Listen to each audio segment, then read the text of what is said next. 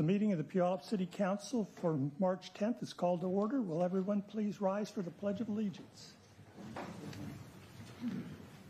I pledge allegiance to the flag of the United States of America and to the republic for which it stands, one nation, under God, indivisible, with liberty and justice for all. Thank you. Will the clerk please call the roll?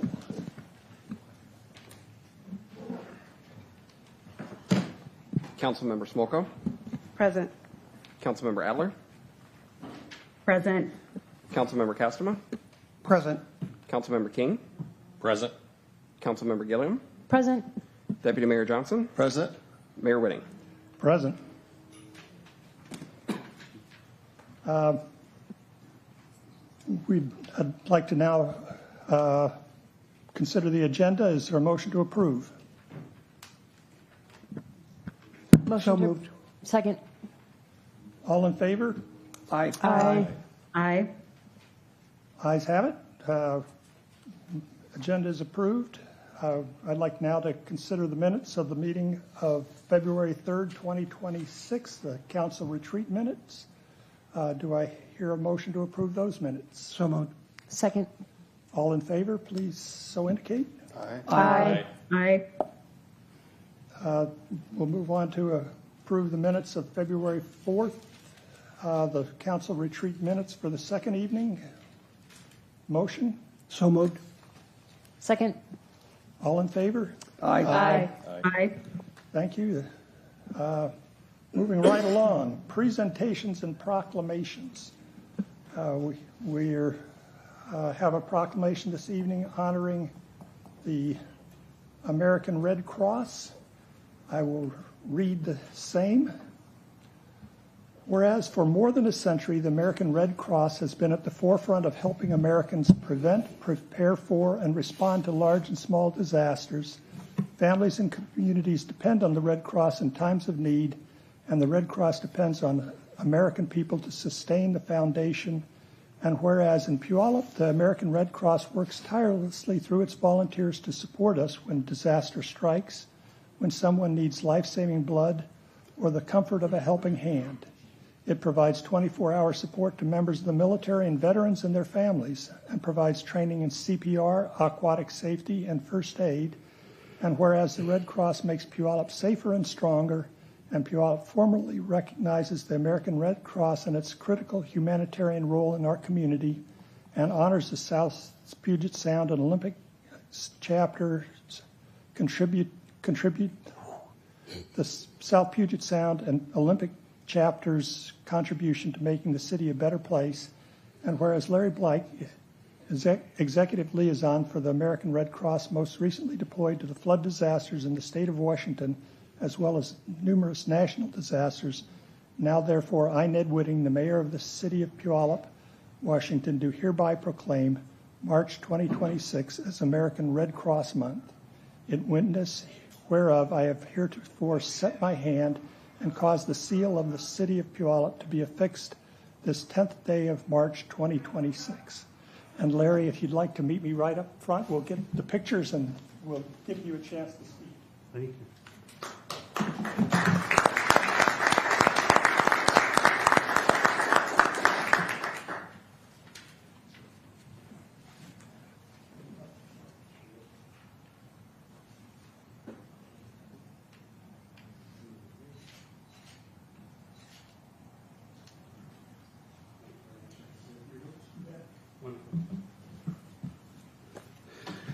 Thank you, Mayor. Thank you, Council. Just a few words here. In my capacity with the Red Cross, and I've been with them about 10 years, I deploy quite frequently to all the major disasters. And what I notice when I go on my deployments, the Red Cross does a really good job of sheltering, feeding, spiritual care, mental health care, reunification. We do a wonderful job. In the 10 years I've been with the Red Cross, though, I never had the opportunity to deploy in my home state here of Washington until this last December. And as you recall, we had atmospheric rivers with lots of flooding, especially up north. And what I did was observe the same type of thing what the Red Cross does. But I saw something very different this time. I saw community come together like I've never seen it before. I had phone call after phone call, day in and day out. How can I help my neighbors? Municipalities, elected officials, all calling me. This normally doesn't happen. They take care of their own. But I was getting call after call. And it's not in the Red Cross playbook to take in donations. We're not equipped to do that. We handle it on our own. But as you recall, this was during December. It was Christmas. And I was going around from shelters, and I saw a lot of sad kids not experiencing Christmas. And so when I was taking those phone calls, I said, you can help. You can buy Christmas gifts. And the next day, I was deluged with gifts. And we put them in the hands of every one of those kids.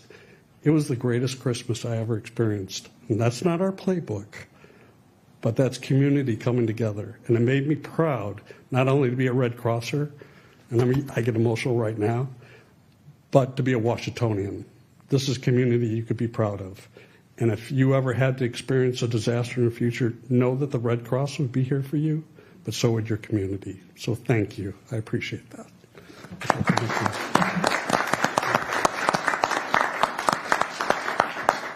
Thank you, Larry. We appreciate all that you do. Thank you. We have a second proclamation, Women's History Month proclamation, sponsored by Councilmember Lauren Adler. I will read it as follows.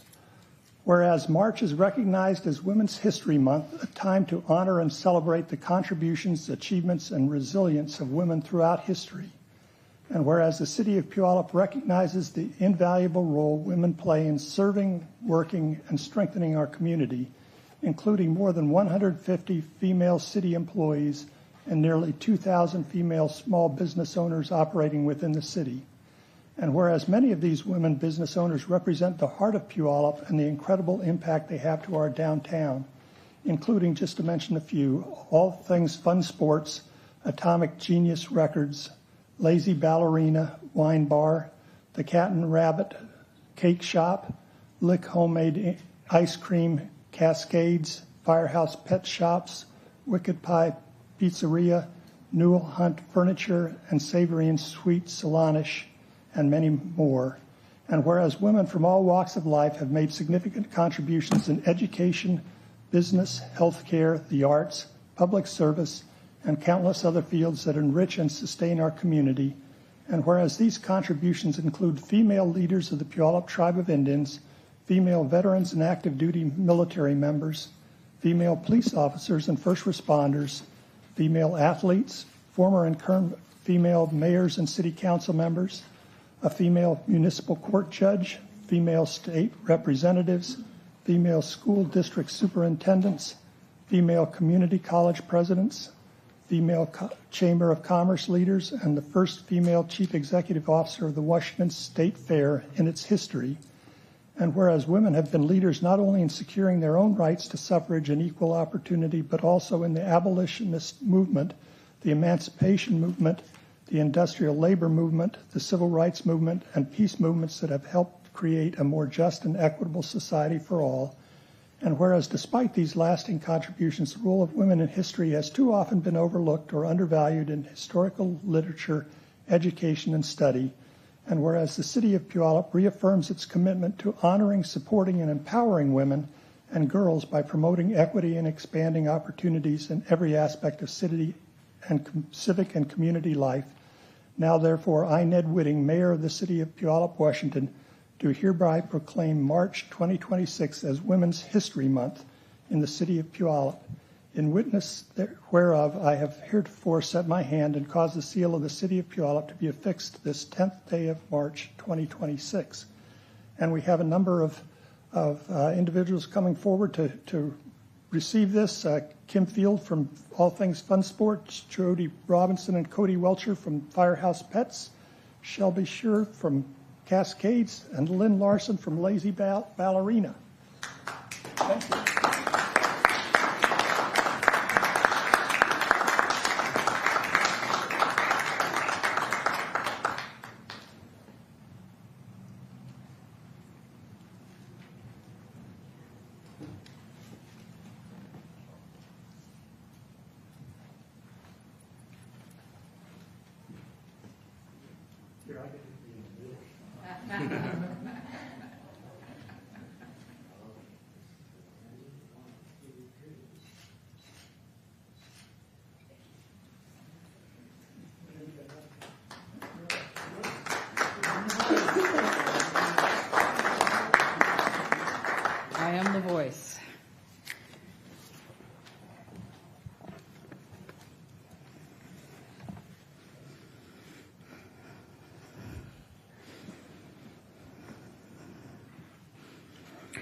Good evening, and thank you, council members. Today we take a moment to honor the incredible women who came before us, the women who dared to challenge the status quo, break barriers, and open doors for generations to follow. Throughout history, women have shaped our world in powerful ways. Women like Ruth Bader Ginsburg, who fought tirelessly for equality under the law. Rosa Parks, who quiet and courage sparked a civil rights movement. And Amelia Earhart, who refused to accept the limits and soared into the sky to prove that women could achieve anything they put their mind to. But history isn't only made by famous names in the books. It's also made by teachers who inspire young minds, mothers who raise strong families, women and leaders who guide our community. Thank you. And our friends who support each other in those challenging times. Every woman has a story. Every woman has strength. Every woman has a power to make the difference. Today we celebrate the local women, the entrepreneurs of our community, the women who take risks, build business, create opportunity, invest their time, their passion, and their talent into making our community stronger. We celebrate not only the women who changed history, but the women who are making history right now. In our community, in our workplace, on the trails and roads that we run, and every day, acts of courage and kindness that will shape the world around us. When women support women, incredible things can happen. We lift each other higher, we create opportunities, and we build a future where the next generation of girls grow up believing there is no limit to what they can do. So today, let us honor the past, celebrate the present, and build the future for every woman's voice to be heard, to be valued, and to be empowered. Thank you.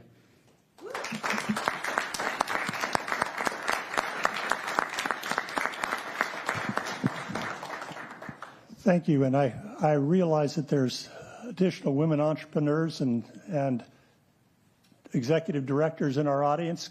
Could those of you others stand and be recognized as well?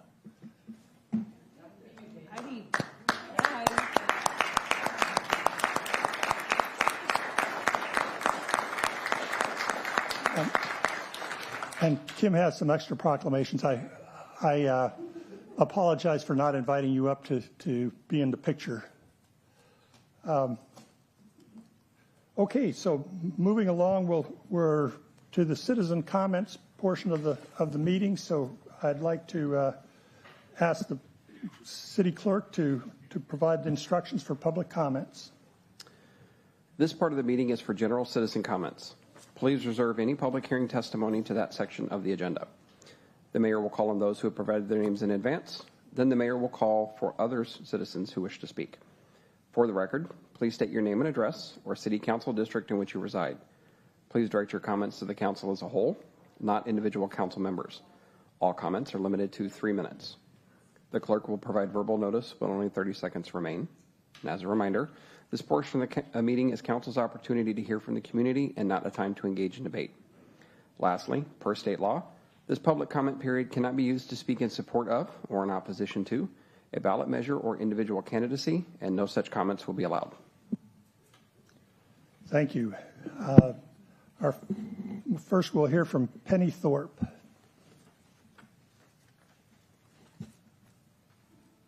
Good evening, Mayor and City Council members. I'm Penny Thorpe, District 3.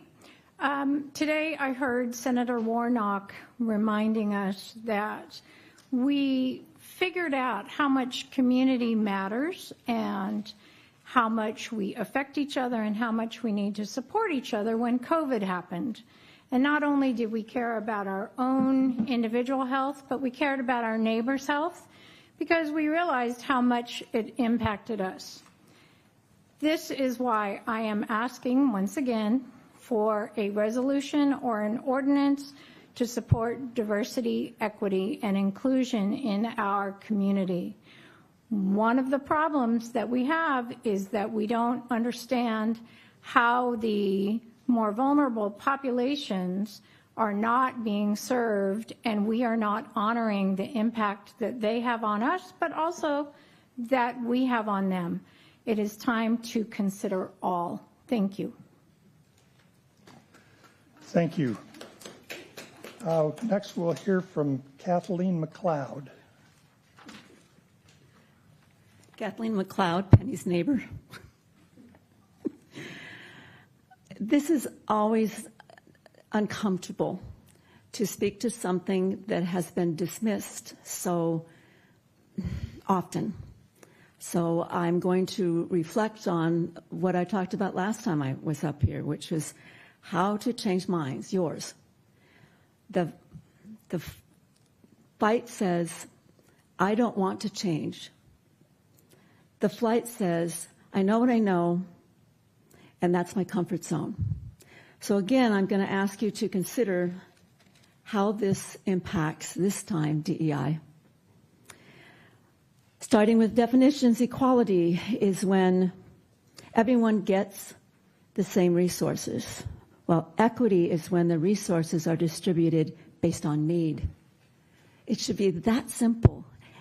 Everybody should lift themselves up by their bootstrap. That's what they're told. We don't need this. But until you realize that not everybody has boots or straps. That's where equity comes in. So I'm going to tell you about the graduating class of Mercer Island High School that I helped teach back in the 80s. I'm going to use this word Californicated because that's what was happening in the Northwest. All those people from California figured out that their houses were 3 times what ours were. They sold it, they brought their cash, and they moved up here, and we couldn't afford to buy a house. The school system got all their kids. Here's the problem. Those kids had a California education. They came to Mercer Island where the curriculum was more challenging, the teachers were better, and the parents were a lot more involved. 97% of the students who started in Mercer Island School District and graduated from there, 97% were going to college.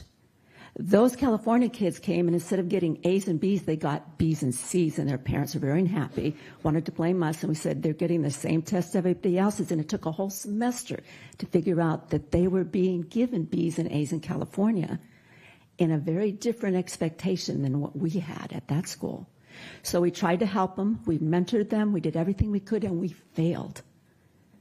Their lack of equity of education impacted them the rest of their lives, even though they were in a district where 97% of the students actually went to college. It was so frustrating. Their younger siblings were fine, but those 4 years, they were lost.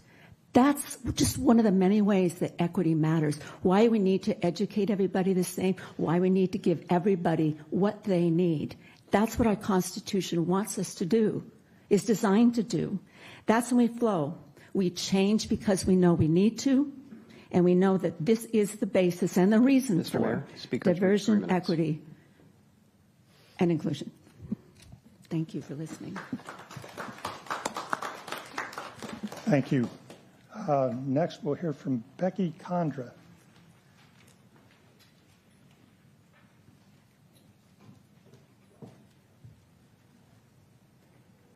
Good evening. My name is Becky Condra. My address is 15507 129th Avenue, Court East.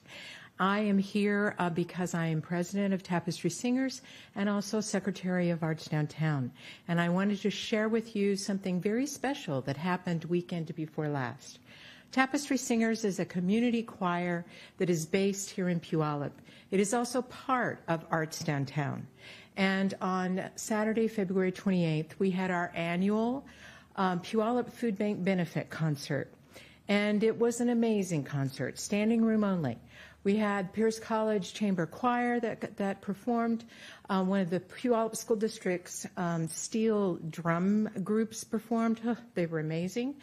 Tapestry Singers and lots of other people and individuals performed. That day, we raised $2,462 for the food bank, as well as 363 pounds of food. And then on top of that, the United Methodist Church, where we performed our concert, handed a check over to the food bank for a little over $2,000. So it was a wonderful day for the food bank, and we were very thrilled to support an organization that is so important for our community. Just wanted to let you know. Thanks.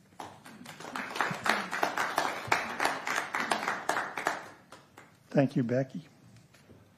Next, we'll hear from Ruth Anderson. Kudos to the Tapestry folks. We enjoyed the concert. Ruth Anderson, District 2. 3 items which play off of the Women's Proclamation. First, March 31, 1776.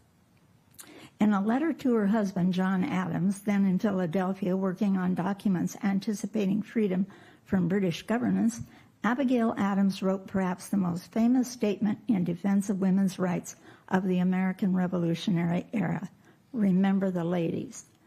On Sunday, July 19, 2026, the Fruitland Grange is sponsoring a tea with Abigail, featuring a storyteller interpreting the feisty wife of our second president and mother of the 6th.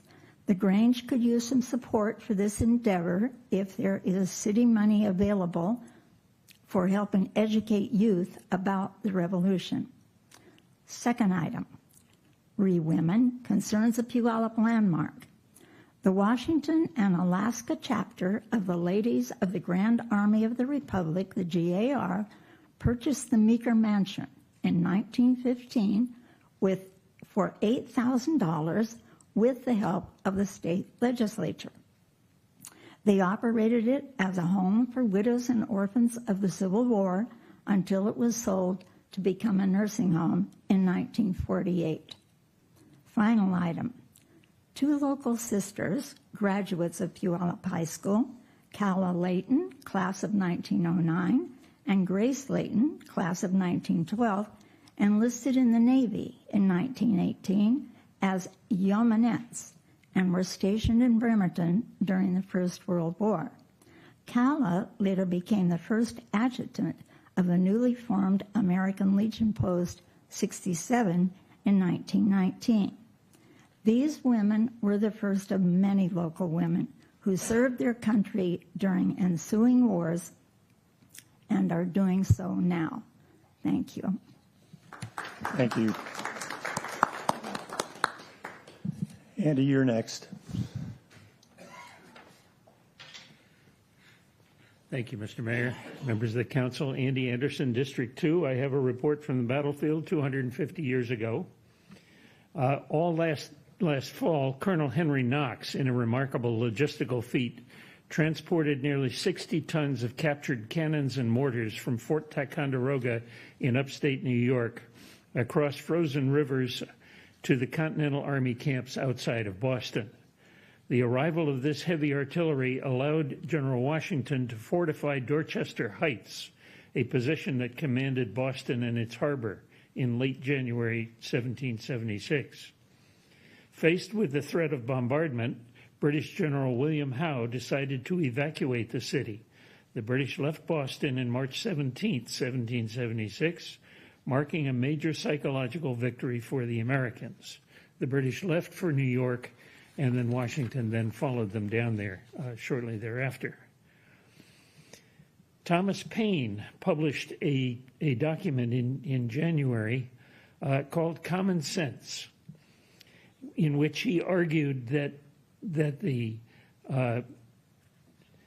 revolutionaries, if you will, needed to publish a document to the world declaring their independence, and argued strongly for that, because he said if a manifesto to be published and dispatched to foreign courts setting forth the mysteries we have endured and the peaceful methods we have ineffectually used for redress, declaring at the same time that not being able any longer to live happily or safely under the cruel disposition of the British court, we had been driven to the necessity of breaking off all connections at the same time assuring all such courts of our peaceful disposition toward them and our desire of entering into trade with them, such a memorial would produce more good effects to this continent than if a ship were freighted with petitions to Britain. Finally, the modern day instance, the National Archives periodically loads up documents and things and transports them around the country so that they can be seen by wider audiences than those that just come to the archives. And this year, the Freedom Plane, is currently in Kansas City, Missouri.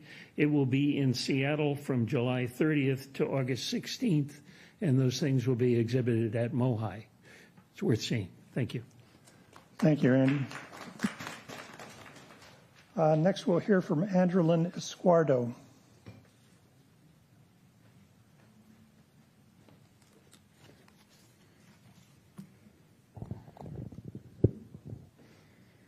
So good evening, council members. My name is Angeline E. Izquierdo from Pierce County District 2. So I'm here to speak about the Women's History Month proclamation, as we not only recognize and acknowledge how women have been underestimated as the underdogs over time, there are more achievements and trials of proven resilience that should not go unnoticed, that have increased the standards of our country, such as the first Black American and Asian American VP, Kamala Harris, in 2021, the first woman to serve as Secretary of the Treasury, Janet Yellen, in 2021, first Native American woman U.S. Poet Laureate, Joy Harjo, in 2019, first senator to give birth while in office, the Tammy Duckworth of Illinois, in 2018, first African American woman to be the Librarian of Congress in 2016, Carla Hayden, a first woman to graduate from the U.S. Army Ranger School in 2015, Kristen Griest and Shay Haver, first elected female senator from Hawaii, and the first Asian American woman elected to the Senate in 2013, Mazie Hirono. So first Latina Supreme Court Justice, Sonia Sotomayor, in 2009. And we cannot forget the famous female leaders and activists of the women's suffrage unit who fought for women's voting rights: Alice Paul, Lucy Burns, Ida B. Wells, and Susan B. Anthony in 1920, like what was displayed in the movie Iron Jawed Angels. Their strength to burst barriers down, the 50-year barrier, along with determination, has still paved the path of survivors in our recent years as role models, like for me. Thank you for honoring a month dedicated to a gender that has become empowered more than before, striving for an escalation and notable opportunities to place a larger footprint in our history for other girls and women to follow. Thank you very much. Thank you. Next, we'll hear from Dave Churchman.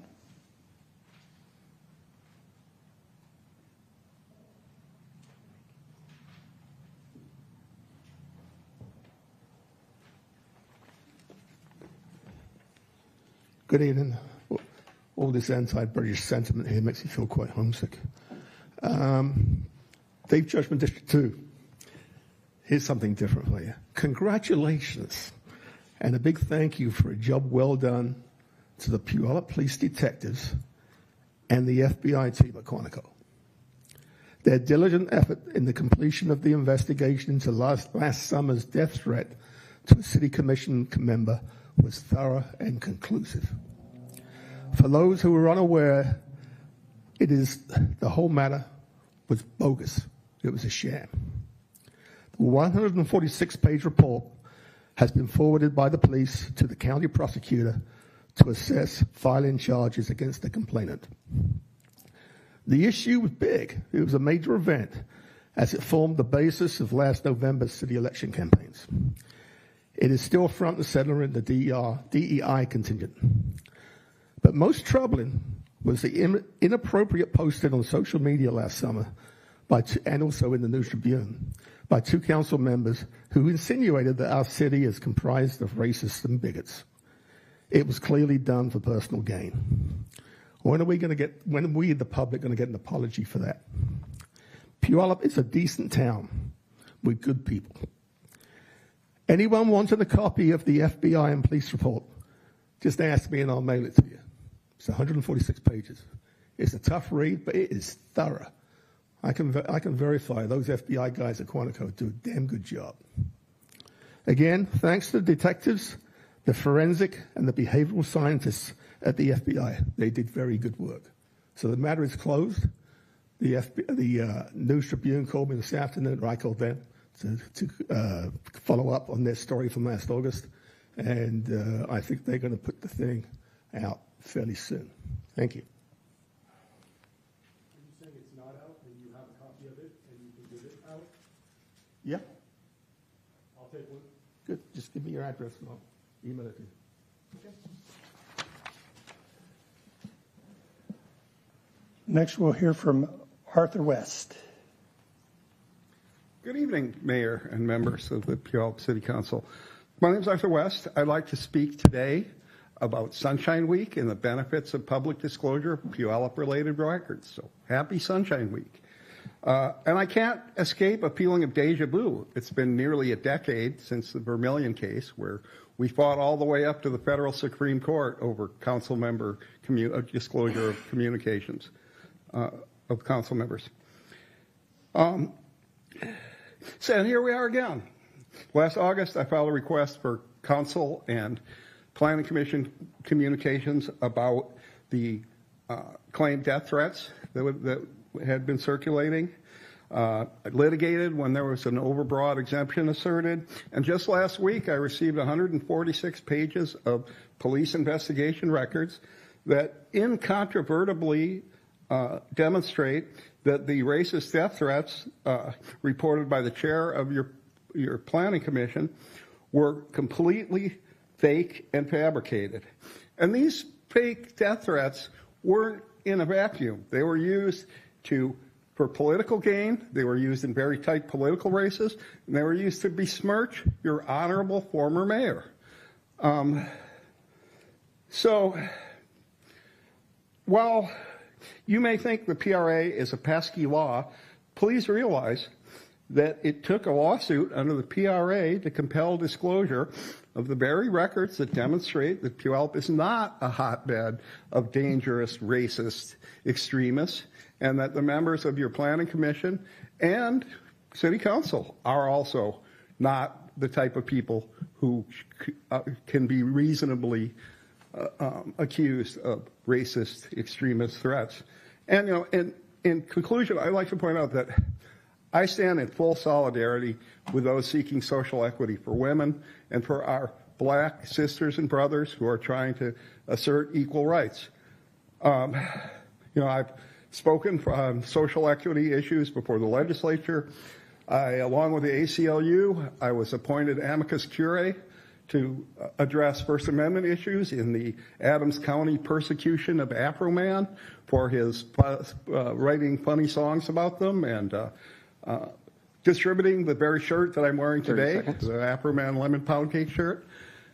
But it's my policy to expose political corruption wherever it is, regardless of race, gender, or political orientation. And this is not a unique thing to any race or person. These type of political, underhanded political things need to be denounced from whoever does them, and this should be done Mr. Mayor, regardless. speakers reach 3 minutes. Oh, thank you very much for your time. I really appreciate it. Thank you. Okay, that concludes the citizen comments that people filed for before the meeting. Is there anybody present here tonight that would like to speak at this time? Oh, I missed Eric Showersey. Sorry, yours came in late. I know, I'm sorry. I feel like there's just got to be a way to make this more tall person friendly, and I'm not even that tall. Okay, hey, I'm Eric, District 2. Maybe something like this. Oh, all right, there we go, cool. He has refused to be governed by laws. He has refused to pass laws for large groups of people. He has ensured the Representative House passes little to nothing against his will. He has obstructed laws for naturalizing citizens and foreigners. He has obstructed the administration of justice. He has erected a multitude of new offices. He has kept among us in times of peace standing armies without the consent of our legislature. He has affected to render the military independent and or superior to the civilian power, for cutting off our trade with all parts of the world, for imposing taxes on us without our consent, for transporting us beyond seas to be tried for pretended offenses. He has excited domestic insurrection among us. But enough about King George III. Let's talk about Trump 250 years later. Donald has unilaterally dismantled congressionally enacted departments without congressional approval. A chief federal judge has stated that ICE has violated 74 court orders. Donald Trump used triple canopy, an armed private security firm, to stop elected politicians from entering federal buildings. DHS deported a deaf child without his hearing aids and a girl in the middle of her cancer treatment. They canceled U.S. aid, leading to the deaths of roughly 500,000 people in the last 12 months. That's roughly 166 9/11s. That's more than all the lives of U.S. soldiers lost in World War II. And in one decade, it will be near the equivalent of everyone murdered during the Nazi Holocaust. Donald tried to dismantle the 14th Amendment, which provides us and everyone in our borders the same rights. ICE is ignoring the Fourth Amendment, which protects us from warrantless searches. The Supreme Court ruled Trump's tariffs, which cost us $200 billion, to be unconstitutional. ICE killed a man for carrying a holstered weapon after they had disarmed him. Trump took out 2 world leaders without congressional approval. ICE killed a woman for her First Amendment rights, shooting her in the back. Trump declared literal war on Chicago. Trump withheld funds from states that he didn't like. He has threatened allies. He has coddled enemies. He has failed to uphold the most basic principles expected of the executive officer. Over the last 250 years, more than 1.3 million U.S. servicemen and women have lost their lives fighting men just like him. Every day he remains in office, we insult their sacrifice.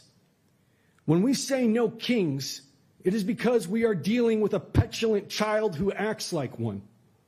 This March 28th, indivisible Puyallup will be joining the national No Kings movement.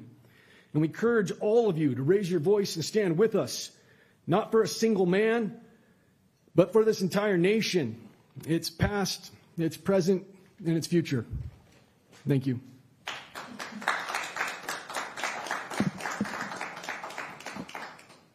Okay, now I'm ready to take any additional public comments from anyone that desires to now speak. Okay, with that, we'll close the public comments and move on to the consent agenda. The consent agenda is comprised of items that are non-controversial and are passed as a group. Is there anything on the consent agenda that any of my colleagues would like to take off? If not, Mr. Mayor? Yes. I'd like to pull more discussion for 4A, either now or later, whenever you prefer. Okay, let's move that to 6B. So do I hear a motion to advance items 4B through 4I? So moved. Second. All in favor? Aye. Aye. Thank you. Okay, we'll now move on to considerations and requests. The first is Federal Opportunity Zones update by, we'll hear a presentation by our Public Affairs Officer, Eric Johnson, and Federal Relations Consultant Jen Cavino will give a presentation. Yes, that's correct. Good evening, Mayor and Council. Eric Johnson, Public Affairs Officer, and I also have in the background Jennifer Covino, who's our Federal Relations Consultant. She'll be assisting me with questions and answers you may have from this presentation. So with that, we'll go ahead and get started. So tonight, this evening, we're going to be talking about federal opportunity zones for our agenda this evening. First, I will talk about a background on the Opportunity Zones program. Then we'll switch gears and talk about the new program that was recently made permanent called Opportunity Zones 2.0. Then we will talk about the 2 census tracts that are in the city of Puyallup that qualify to be opportunity zones. And then we will end it with next steps and then questions and answers.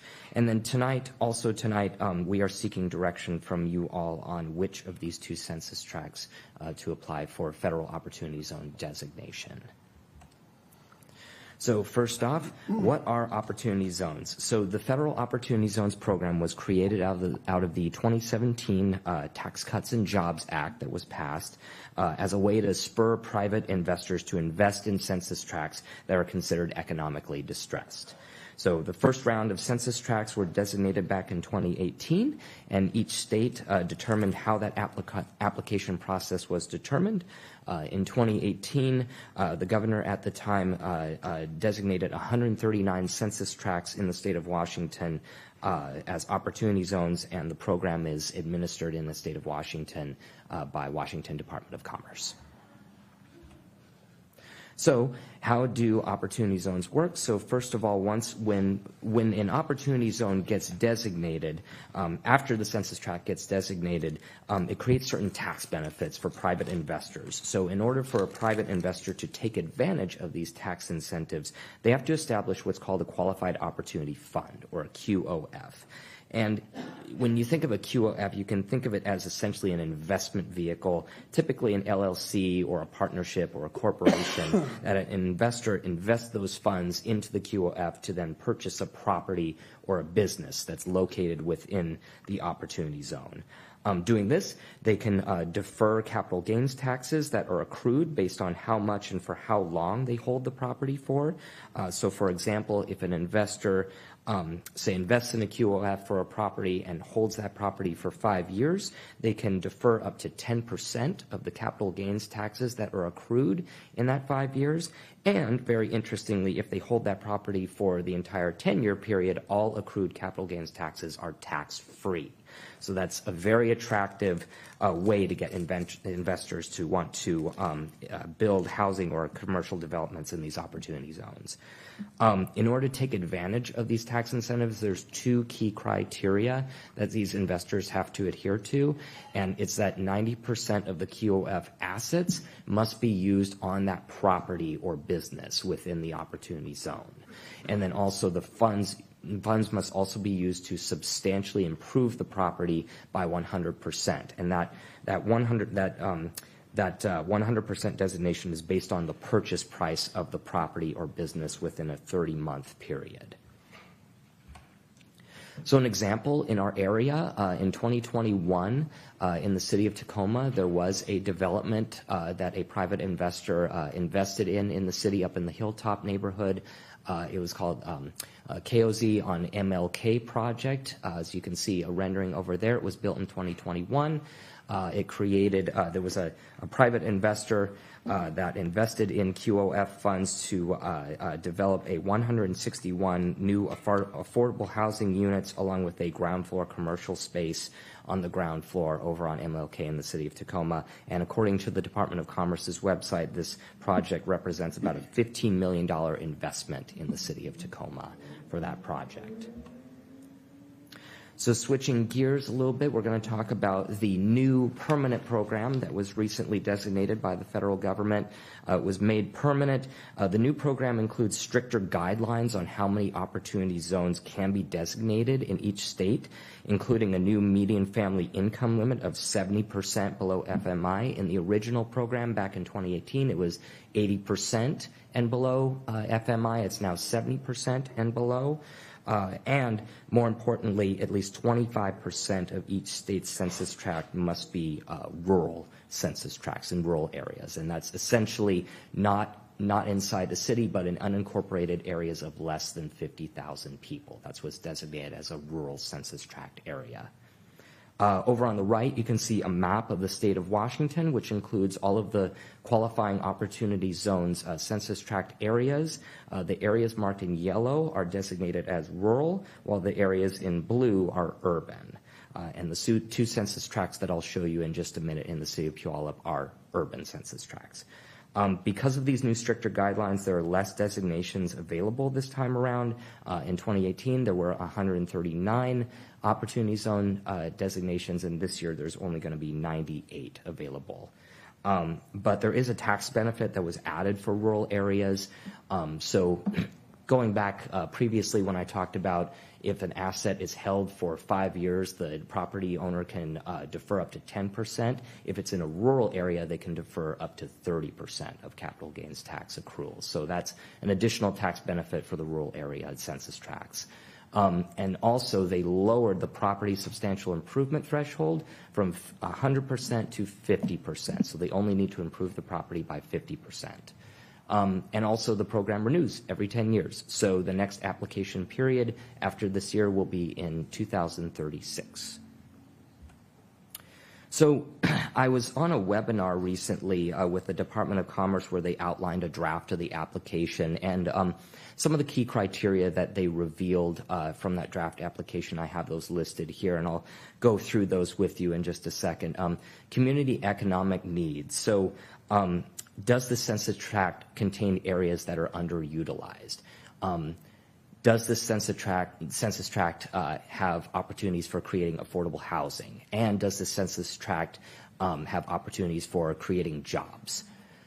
Market investment readiness. This is kind of on the investor side of things. Can this area realistically attract investors who are committed within the policy timeline? And in other words, over the next 10 years.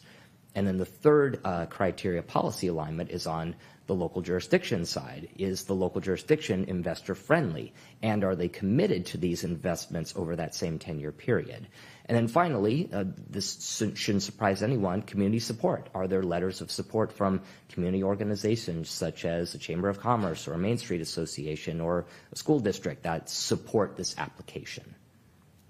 So with that, I'll go ahead and transition to the two census tracts in the city of Puyallup that qualify. So the first census tract that you have before you is census tract number 530-530-73407. It has a median family income of $92,390 and a poverty rate of 4.98%.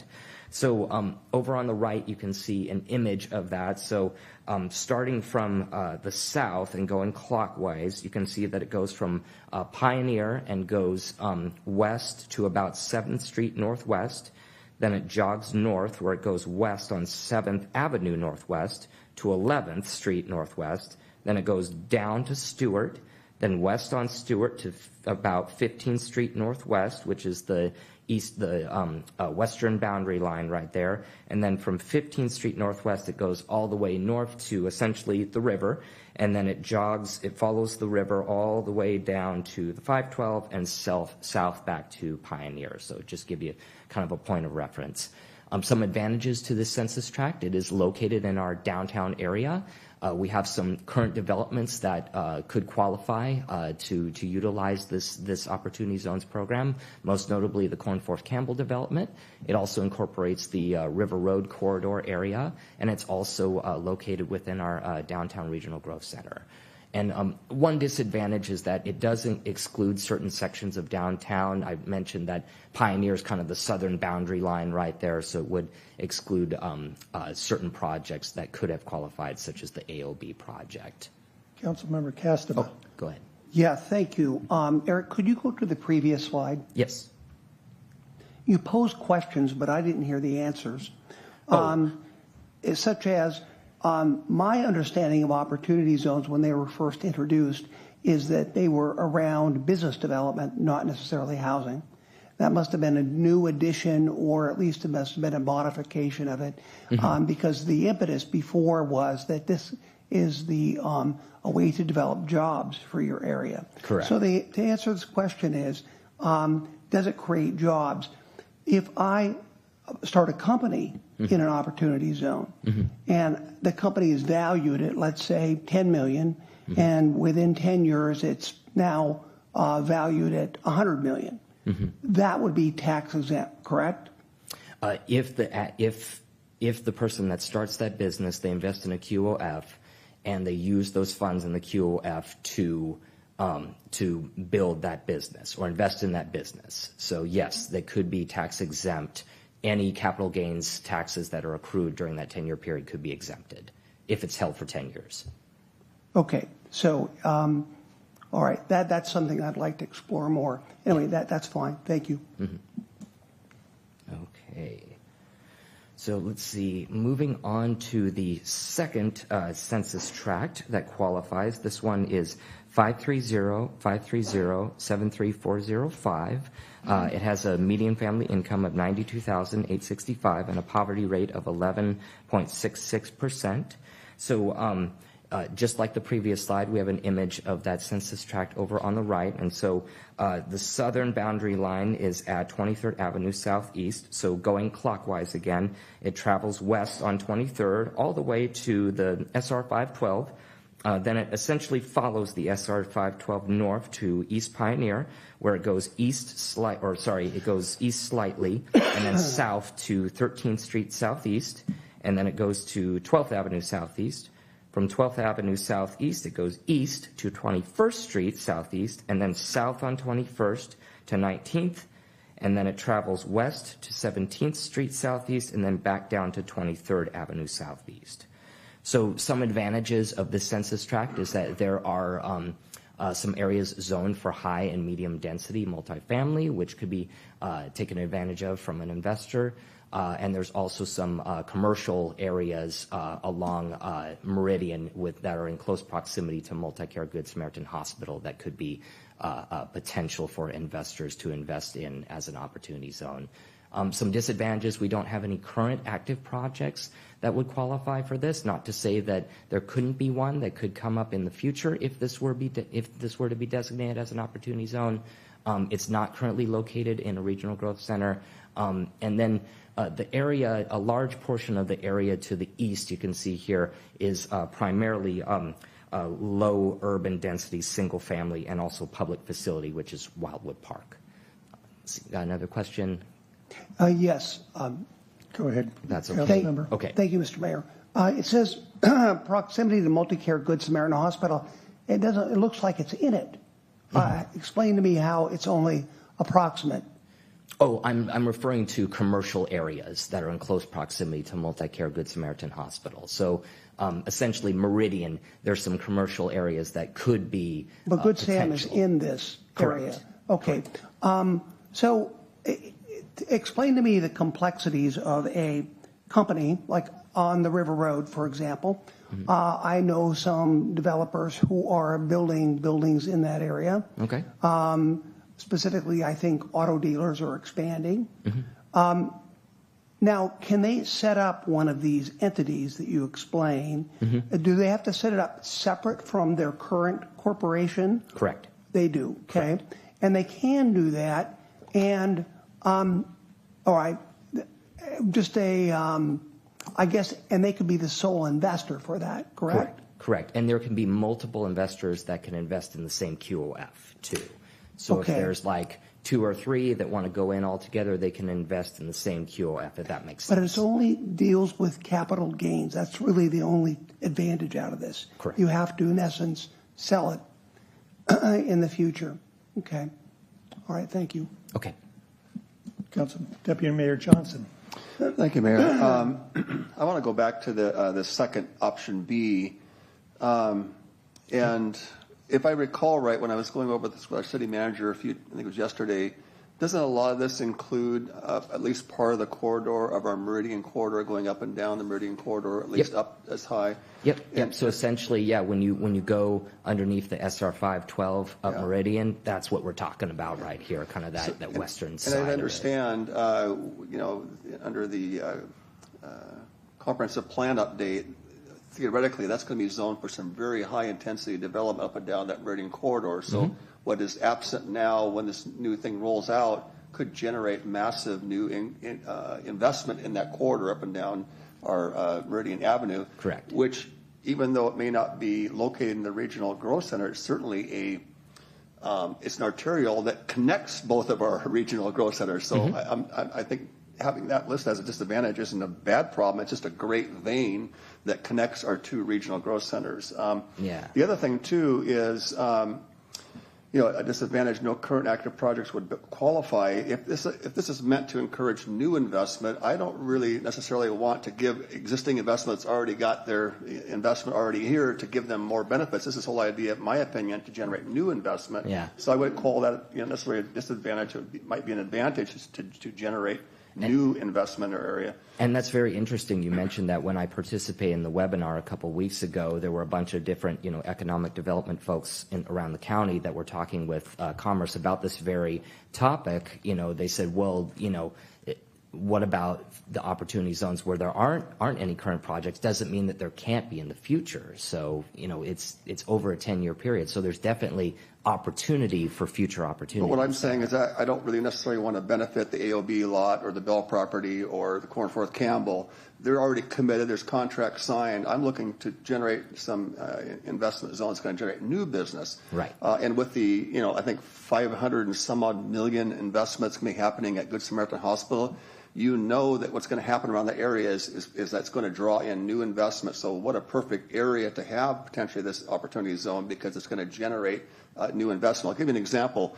When Nordstrom, when they decided to go into the country of Canada to open up some new stores, I talked to a commercial agent who worked in Vancouver, and he said as soon as Nordstrom announced that they were going to put a downtown store, all of the real estate around that area, prices went up, investment went in, because they knew this is going to be a catalyst they could kind of glean off of. With this hospital going in here, and as Councilor Castleman mentioned, it's right in the middle of this opportunity zone. When they begin this construction of $500 some odd million, I would think that a lot of that Meridian corridor is going to be generating potential new investment. To me, that would be a great location we should be considering versus the River Road, which I'm not opposed. But many of those, I looked on the River Road one, is on this side, the south side of the River Road, not on the north side, if I recall right. And most of those families don't sell, so I don't know what capital gains it would invest them. So anyway, that's my thought, and so I just want to put that out there for council consideration on that. Okay.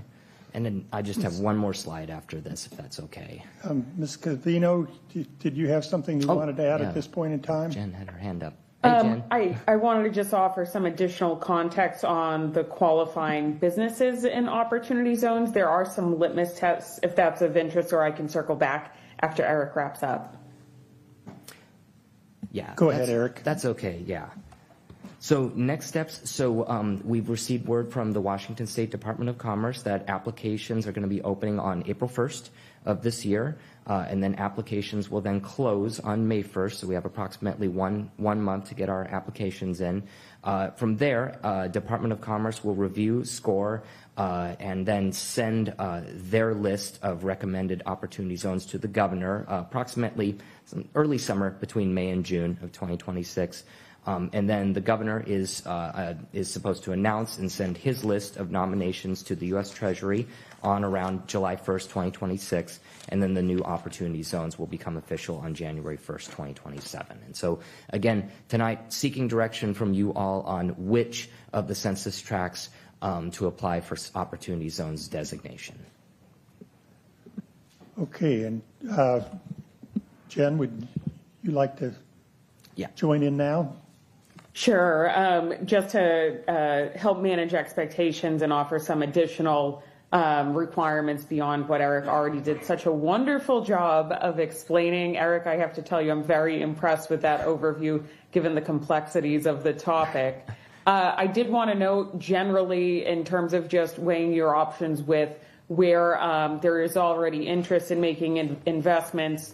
The last time we went through the implementation process with the IRS serving as the lead federal agency on it with the Tax Cut and Jobs Act, there were specific dates established for that limit to be forward-looking rather than retroactive. So last time around, in terms of qualified opportunity zone properties, qualifying ownership interests in a corporation or a partnership that operates a qualified opportunity zone business or a certain tangible property within a qualified opportunity fund would need to be acquired after critical dates are outlined. So that's first and foremost. And that corporation or partnership had to be a QOZ business. And for 90% of the holding period of that interest, the corporation or partnership was maintained as a qualified opportunity zone business. And then just looking at definitions, there's some critical terms that Eric's already alluded to here. But in terms of the business itself, there is a 50% of gross income test that gets applied to the business as it grows. And for each taxable year, that business has to earn at least 50% of its gross income overall from business activities that are located within that qualified opportunity zone. There's 3 safe harbors that a business could use to meet the standards of that test, taking into account whether at least half of aggregate hours of service received by the business were performed in the qualified opportunity zone, whether at least half the aggregate amounts that the business paid for services were for services performed in the qualified opportunity zone, or whether necessary tangible property and necessary business functions were located in that qualified opportunity zone. So there are some standards, that go beyond just establishment, but for maintenance going forward. And just wanted to add to Eric's presentation some additional context here for your consideration. Across the whole of the federal government, the Trump-Vance administration is seeking to prioritize investment of federal resources in qualified opportunity zones that were designated during the Tax Cut and Jobs Act. That's something we saw during the first Trump administration, and that lasts until today. With those designations coming to a sunset in 2026 and looking forward to the next round, the 2.0 opportunity zones, I do want to just call your attention to the fact that across the whole of the federal agencies, there is a discretionary competitive preference priority that shows up on the evaluation of discretionary grant applications across a number of different federal agencies, particularly the U.S. Department of Transportation has issued guidance by Secretary Sean Duffy directing DOT across its modes to encourage investment in opportunity zones. The U.S. Department of Housing and Urban Development under Secretary Scott Turner, who actually led the Opportunity Zones initiative for the White House during the first Trump administration. He's now the HUD Secretary. He's provided a similar directive for HUD to direct discretionary grants to projects either located in opportunity zones or serving residents of opportunity zones. There is a major piece of housing legislation that is currently moving quickly on Capitol Hill, the 21st Century Road to Housing Act, which seeks to help local and state governments to deliver housing supply and address affordability challenges. There are a number of provisions within that legislation that is likely to move and hopefully be enacted into law soon that would give additional preferential consideration to housing projects in opportunity zones and would formalize that for the next sort of 10-year designation phase of OZ. So I would just also encourage you to consider beyond the scope of projects that may be qualified for investments here. If you are looking across the city at where you are hoping to advance either infrastructure or housing projects, even economic development projects, then I would encourage you to keep that in mind as well, because certainly at least for the next 3 years at the federal level, we expect this administration to prioritize it. I would expect Republican administrations to continue to prioritize it over the next 10 years. And even when Democrats sort of de-emphasized opportunity zones during the Biden years, there were still some categorical preferences that were written into certain grants guidance during that time. So just making you aware of those full considerations. Appreciate all of your time tonight. Yeah. Thank you, Jen, for those insights. We appreciate that. Sounds a lot more complicated than it looked on the surface. Councilmember Smolko. Oh, speaking to that, thank you, Mayor. The bottom line that I just want to summarize with, as I understand it, is that the zones 2.0 is a tool, not a solution. My concern is that in the right hands with the right conditions attached, conditions being the operative word here, it can accelerate investment in places that need it, but without guardrails, it can benefit investors at community expense. So I would like to, moving forward, I would love for us to consider passing a resolution or community benefit agreement that would require affordable housing percentages, local hiring, or anti-displacement protections as a condition of the city's support for any investment in this 2.0 tool. Jen, would you like to respond to that? Sure. I would just offer that in the previous round, for local governments that were offering some local incentive beyond just the opportunity zones package in and of itself, you know, we often saw cities and counties trying to layer additional incentives. Those types of community benefit agreements were oftentimes used, and I would just share with you all some original context. The original legislation was carried by Senator Cory Booker, a Democrat from New Jersey, and Senator Tim Scott, a Republican from South Carolina. So this was a bipartisan effort. At the time, there was much greater greater emphasis on guardrails, like those community benefit agreements that fell out of the original legislation. But some cities have adopted those policies anyways to really leverage it for the community. So just wanted to make you aware of that. Thank you. Councilmember King. Thank you, Mr. Mayor. Mr. Johnson, what role will the city play in promoting the opportunity zone areas once we approve them? Yeah, so I think one of the things that we can do is certainly, promote it through our traditional means, create a website page, start reaching out to potential investors that might be interested in those opportunity zones, establish ways and means of connecting with those folks individually and letting them know, hey, we have this opportunity zone that's available. Here's some tax incentives that you can take advantage of. So yes, so to answer your question, we can certainly promote this out and get in front of investors. This is kind of like what Councilmember Smolko said. This is a tool that we can then use to promote out to the development community. And do any of these potential zones require any additional investment in infrastructure, roads, sewer, water, that type of thing, with the additional growth that could become? Yeah, so to my understanding, there could be, depending on what gets developed in the future, but that would need to be determined once a project is brought before our Development and Permitting Services Department. And we currently do not have any opportunity zones at this time? Correct. All right. Thank you. Yep. Councilmember Castema. Thank you, Mr. Mayor. This evening, are you asking us to choose between one of these, or can we have both? We could certainly do both. Thank you. Deputy Mayor Johnson. Good question, Councilor Castro. Why, if we could have both, why would we even opt for a choice then? Why wasn't that presented as a package?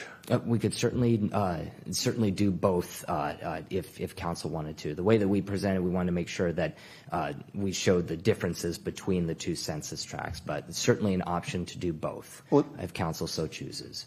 But it seems to me it should have been one package if you could do both. Was there an advantage of separating them or choosing one in terms of the odds of getting accepted? Let's speak to that, because I want to understand that before we move forward on this. Oh, I think Jen. Jen, you have something Deputy to say? Mayor. Yeah, Deputy Mayor Johnson, just to make you aware, the One Big Beautiful Bill Act actually required that governors are placing greater emphasis on rural opportunity funds. And so as Washington State undertakes this process, I think the city wants to understand if there is a need to prioritize one over the other because fewer urban opportunity zones will be designated in this round. I think it might be helpful just to understand if the state comes back and asks us, because of their limitations needing to identify more rural zones, that the staff would be prepared to offer that recommendation back to the state if their hands are forced. Mm-hmm. Yeah. So if I understand correctly, in continuation of my question,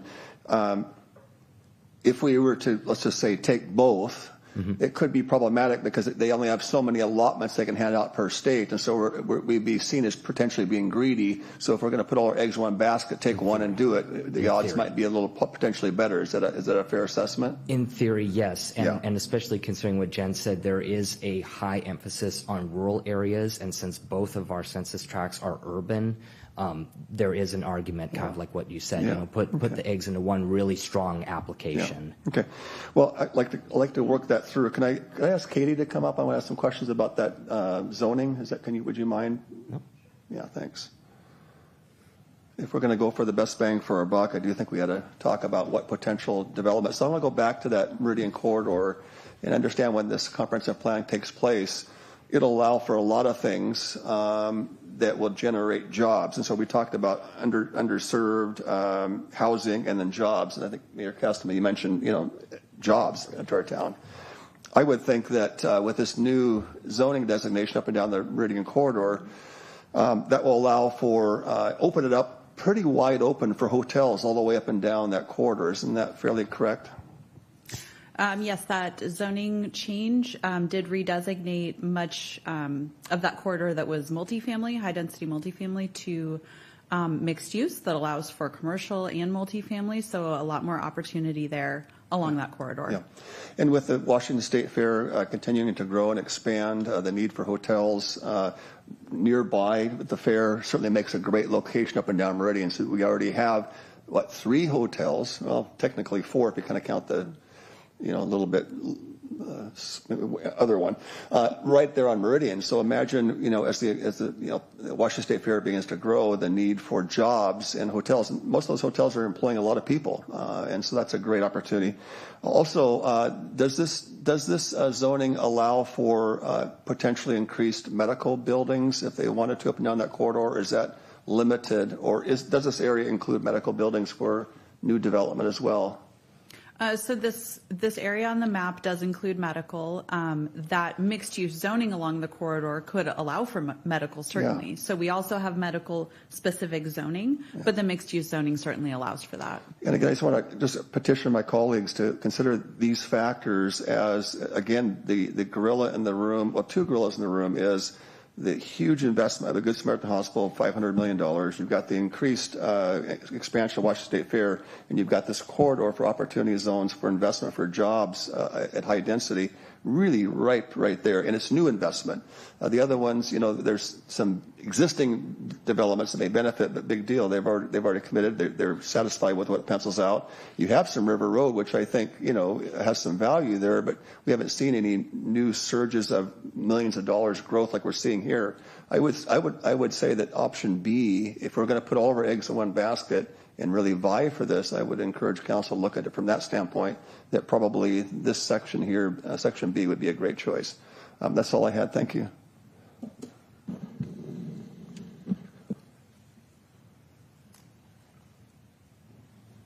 Okay, are we complete? Yes. So. Okay, so you're looking for some guidance on this. We've heard some opinions. Is there a consensus amongst us of which of those 2 zones we'd like to put forward? Any more discussion of that? We've heard strongly from Deputy Mayor Johnson. Councilmember Castema. I will agree with Deputy Mayor Johnson. Okay. Councilmember Gilliam. Thank you, Mayor. We're primed for census tract number 5305-307-3405, the second option. We're already having things set in motion, so that would make the most sense to me to support that over the other. Thank you. Are there any contrary opinions? I think you have your guidance.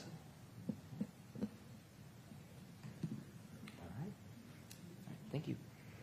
Okay, let's move on to item 5B, zoning map and code updates. We're going to have a presentation by Planning Manager Katie Baker and Senior Planner Kendall Walls. Good evening. Kendall Walls will be doing the presentation tonight, but Katie will be here for support. Thank you very much. We are here tonight to talk about Phase 2 zoning map and code updates. This is a part of the 2026 DPS work plan, a part of Package 6. And we've identified a few areas where we could use some additional policy direction from you all before we really dive into the real work. And so that's why we're here tonight. We've also identified some other policy questions that will be coming before you at future meetings to get some additional guidance on this Phase 2 package of amendments. So you'll see us probably in the next couple of months. For our presentation tonight, I'll just cover the purpose of the updates with a quick overview of Phase 2 zoning changes. Tonight, we're really trying to focus on the single-family residential zones and looking for policy direction so we can move forward with map changes as well as changes to the municipal code. As just a quick reminder of why we're doing this, this is part of the city's required comprehensive plan update. That this is something that all cities in Washington state go through periodically. We adopted the periodic update last year, so this is a part of the implementation of that plan. There's also been those changes in state law that we need to address and reflect in our zoning code. And then also the city adopted a housing action plan in 2021 that set priorities for expanding housing options and affordability. And these zone changes help to implement those goals of the housing action plan. So for a brief overview of the Phase 2 updates, we already went through Phase 1 with council. That was adopted last month. So that was kind of the more straightforward package of changes. Phase 2 that we're now transitioning to focus on are areas that we identified that required additional time for code development, work with the Planning Commission as well as property owners. And some examples of changes that are included in Phase 2 are our mixed-use zoning updates, where it's applied, but also just the standards themselves. So we'll be bringing that to you at a future meeting to discuss in more detail, as well as like our new neighborhood serving commercial zoning designation. That's in development, and that's something that we'll bring forward to you at a future date. So more to come on those elements. But again, tonight we're here to focus on the single-family residential zones, or what we commonly refer to as RS zones. For a little background of the Housing Action Plan, I mentioned it was adopted in 2021 with the goal to expand affordable housing options for all community members. Some of the high priority strategies in the Housing Action Plan look at revising existing zoning rules, particularly to allow more types of housing and to simplify the zone structure. Several housing action plan strategies have already been implemented. Tonight's proposal addresses one of those remaining strategies that has not been implemented yet.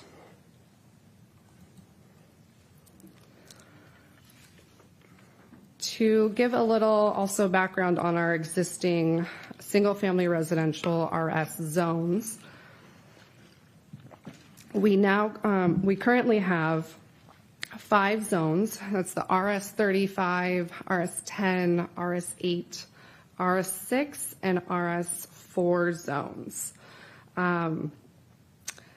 The RS35 zone is the is implemented by the rural buffer residential zone, so it does have a different land use designation. And as a reminder, those need to align when we are applying them on the map. They do have to talk to each other between the future land use map and the zoning map. RS 10, 8, and 6 all have the low density residential future land use designation.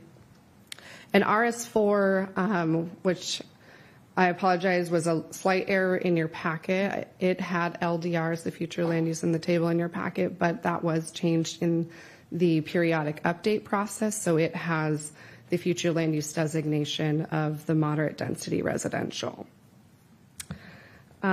Each zone has a different minimum lot size and different allowable density ranges, essentially controlling how many homes can be built per acre.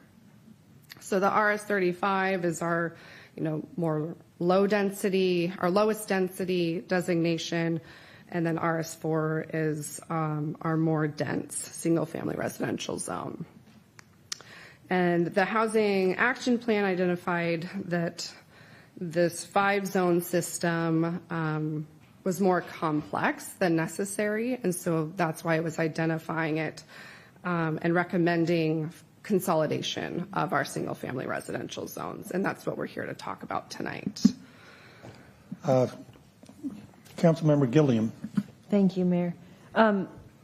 Kendall, I've been asking myself this, and I just don't know the answer, so I need to ask you. When we're talking about residential zones here, in the back of my mind, I'm processing and pondering about the parking requirements.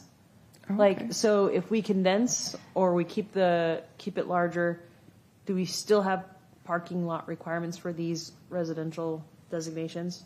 Yes. Is that ever going to go away? We still have parking standards. Okay. They're actually handled in a different chapter of code, and it's by use type, and it sets a required off-street parking requirement based on these. Cool. So that cleared a lot up for me because I'm like, I'm leaning this way because of parking requirements, or if there's not. Sure. Okay, I appreciate that. Thank you. Councilmember Castema. Yes. By the way, on that point, did not the legislature restricted those parking requirements? So said for any house you can only require one, correct, on site?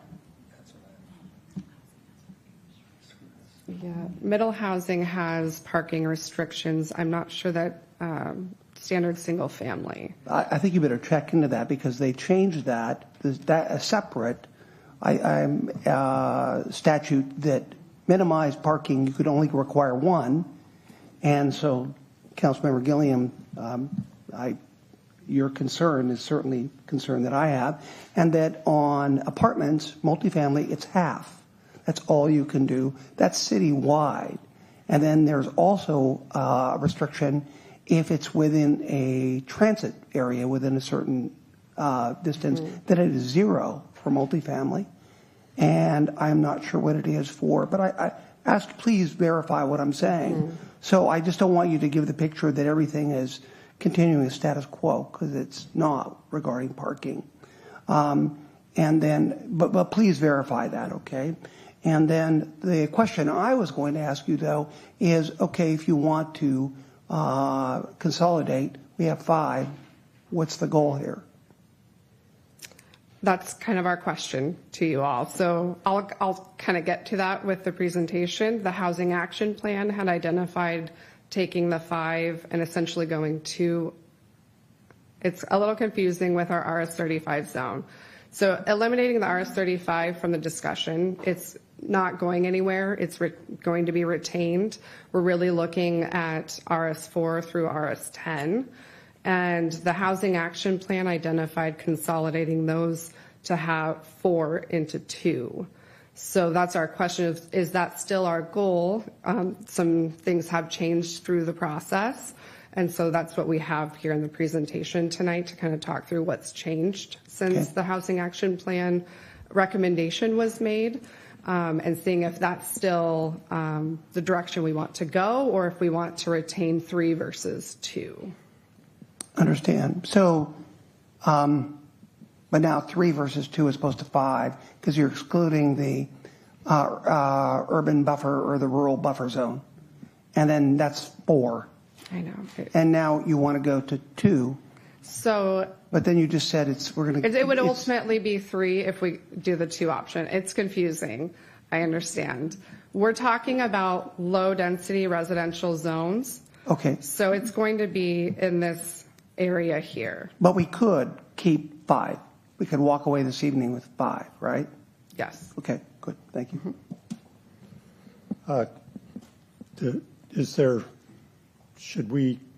Would you like to continue your presentation so that we have all the information, or are you? It's entirely up to you, Mayor. Okay.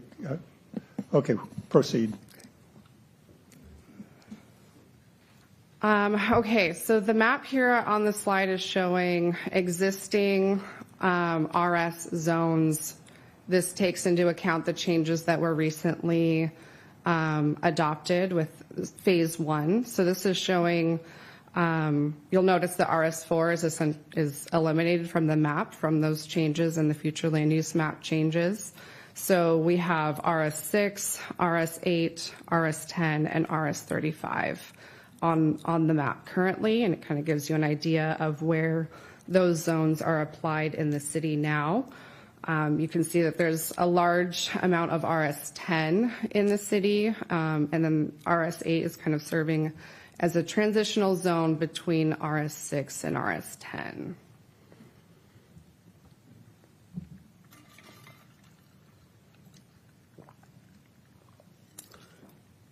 So as I alluded to just a little bit ago, the Housing Action Plan recommendation was to consolidate the RS4 and RS6 zones and then combine RS8 and RS10 and just remaining, leaving RS35 as it has a different land use designation.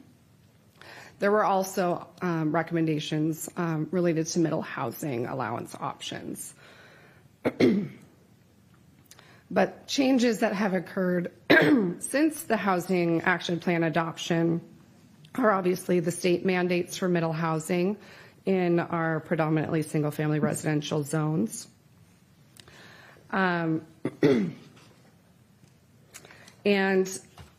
we also wanted to make it clear middle housing is something that's being handled. We're working on permanent regulations. It's a little bit separate from the conversation as far as the standards go. We'll be coming forward at a study session later this month to talk about the permanent regulations for middle housing, but wanted to recognize that those mandates do kind of change how our single-family residential zones function now, as well as the fact that the future land use map changes and the phase 1 changes that have already occurred have eliminated RS4 zoning now. And so we're left with, how would you like us to move forward? The Housing Action Plan, set forth combining RS4 and RS6 and RS8 with RS10, which doesn't quite match with what we're left with the changes that have occurred with the periodic update and the state mandates. So we have a revised approach that is what we're seeking input on from you all tonight.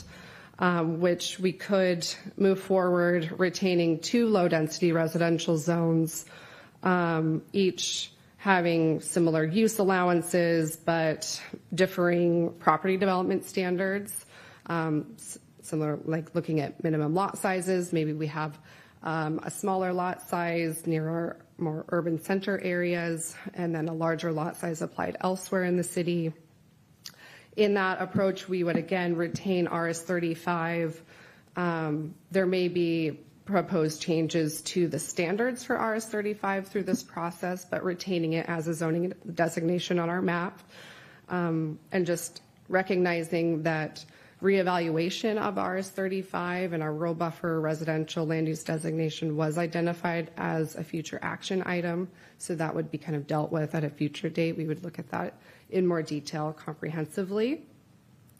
Alternatively, we could retain 3 low-density residential zones with same use allowances, but really work with our planning commission to establish standards to differentiate between the three zones, excuse me. So that is our question tonight. I had prepared a table to kind of think through the pros and cons of these two options. We have, so when we talk two zones, again, this is the two low-density residential zones. Looking kind of as a summary of these different items that we identified, two zones appears to be a simpler option, easier for applicants and staff to implement, and creates more of a clear urban versus larger lot distinction and provides some streamlined opportunity in the code.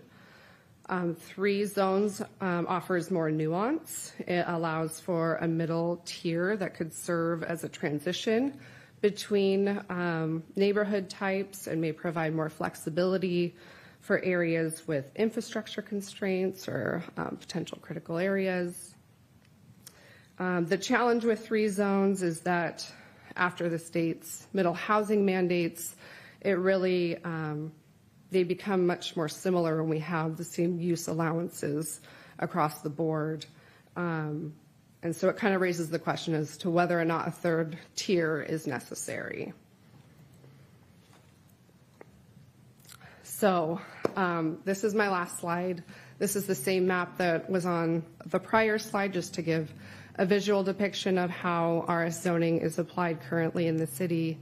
And our question is, do Puyallup's neighborhoods warrant meaningfully distinct standards, or do the three zones function similarly today? And so going forward, how should we move forward with consolidation of these RS zones? Yeah, I'd like to weigh in a little bit. I was very involved in the Housing Action Plan and had a number of things that I'd like to, I wanted to focus on and implement changes, and this was one of those areas, the combination of the 4.6 and the 8.10. But intervening legislation has really changed the landscape here, and I do not feel like there's the need nor the benefit to making those changes the way they were originally anticipated in the Housing Action Plan. So as regards this particular aspect, I would say that my own interpretation is that the Housing Action Plan item on this is obsolete because of the intervening state legislations. So as we address this, do we do two or do we do three? I think there's still some benefit to simplifying our code and streamlining it a little bit. So I would just like to say that I'm in favor of combining the 8 and the 10.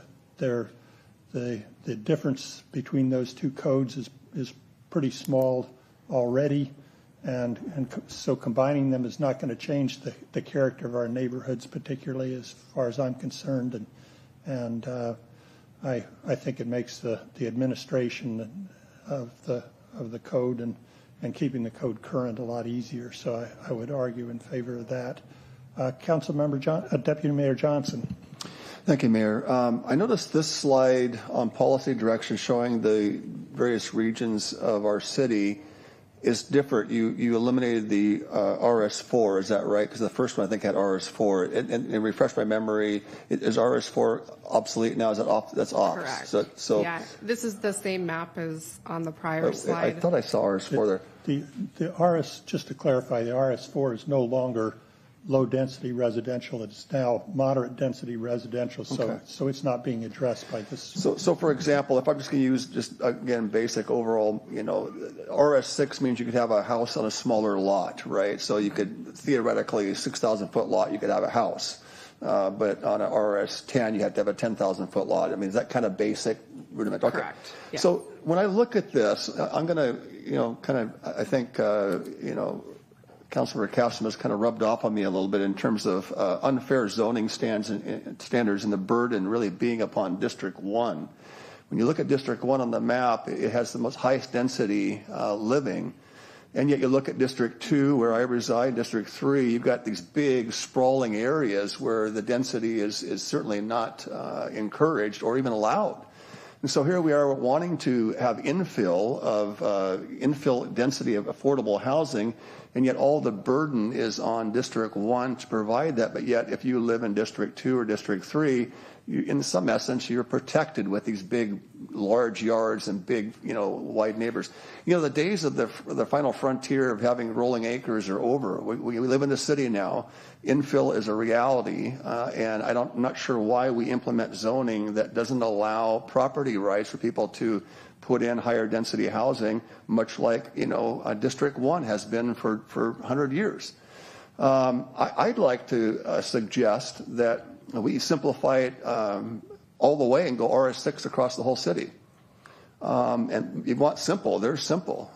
Now, in areas in District 2, doesn't mean that every lot is going to turn into an RS6. It just means that if a person wants the big spread, they can buy a big acre and never develop it and have that nice, wide, open space.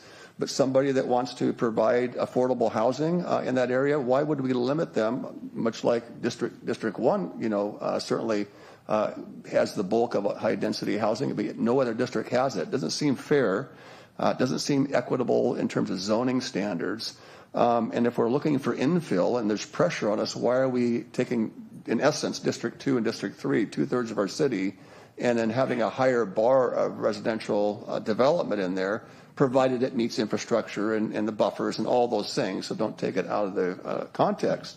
But I really feel that is fair, it's simple, it's equitable, and I'm not sure why they deserve in those, and I live there, and I have an acre, so believe me, I love my wide open space. I have this great, in a sense, trail across the street, big buffers, but it's not fair that those areas don't get to absorb infill, but District 1 certainly is been doing it all along. So I'd recommend, council, that we take a look at RS6 across the board and make it fair across the whole city.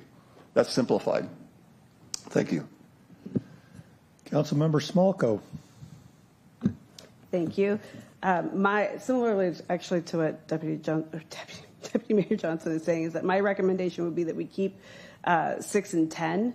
I liked 4 just because it preserved some of that housing affordability, but it scared the crud out of me thinking about fires and Central Pierce's feasibility to get there and respond. So I think that RS10 serves a legitimate purpose. It captures our larger lot, lower density areas, but gives those residents in those neighborhoods assurance that one thing that I know that former Mayor Castema has said is to preserve the character of those neighborhoods, those communities.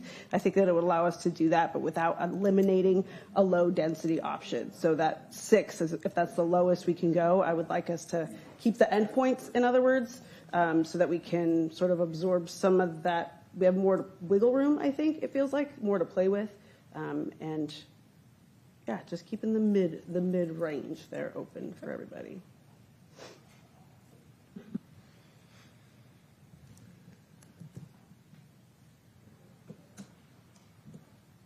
Councilmember Gilliam.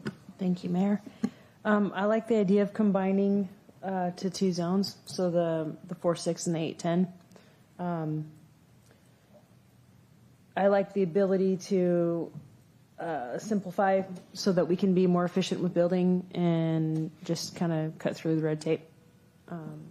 And I like the idea of keeping options available open as well. So that's why I like the first option. Okay. Thank you. Do you have a slide that shows the different setbacks and I don't. Our intent is to kind of look at that once we receive direction of the different, if we are going to focus on 2 versus 3, and those standards will likely be adjusted depending on the feedback we receive. Yes. Okay. Deputy Mayor Johnson. I just want to follow up to Councilmember Smolko's suggestion of what did you say, 4 and 10, or what did you say? 6 and 10. 6 and 10. So I'm concerned about the 10. If we go with that, it doesn't change anything. half the city, as you've got outlined, is 10. So if we keep it at 10, there's no higher density living going on there. So I don't know how that encourages density. It seemed that we would have to at least go something lower. So I'm concerned about that. So can you address that? If we kept it at 10, how does that help anywhere else in the city in terms of increasing more infill?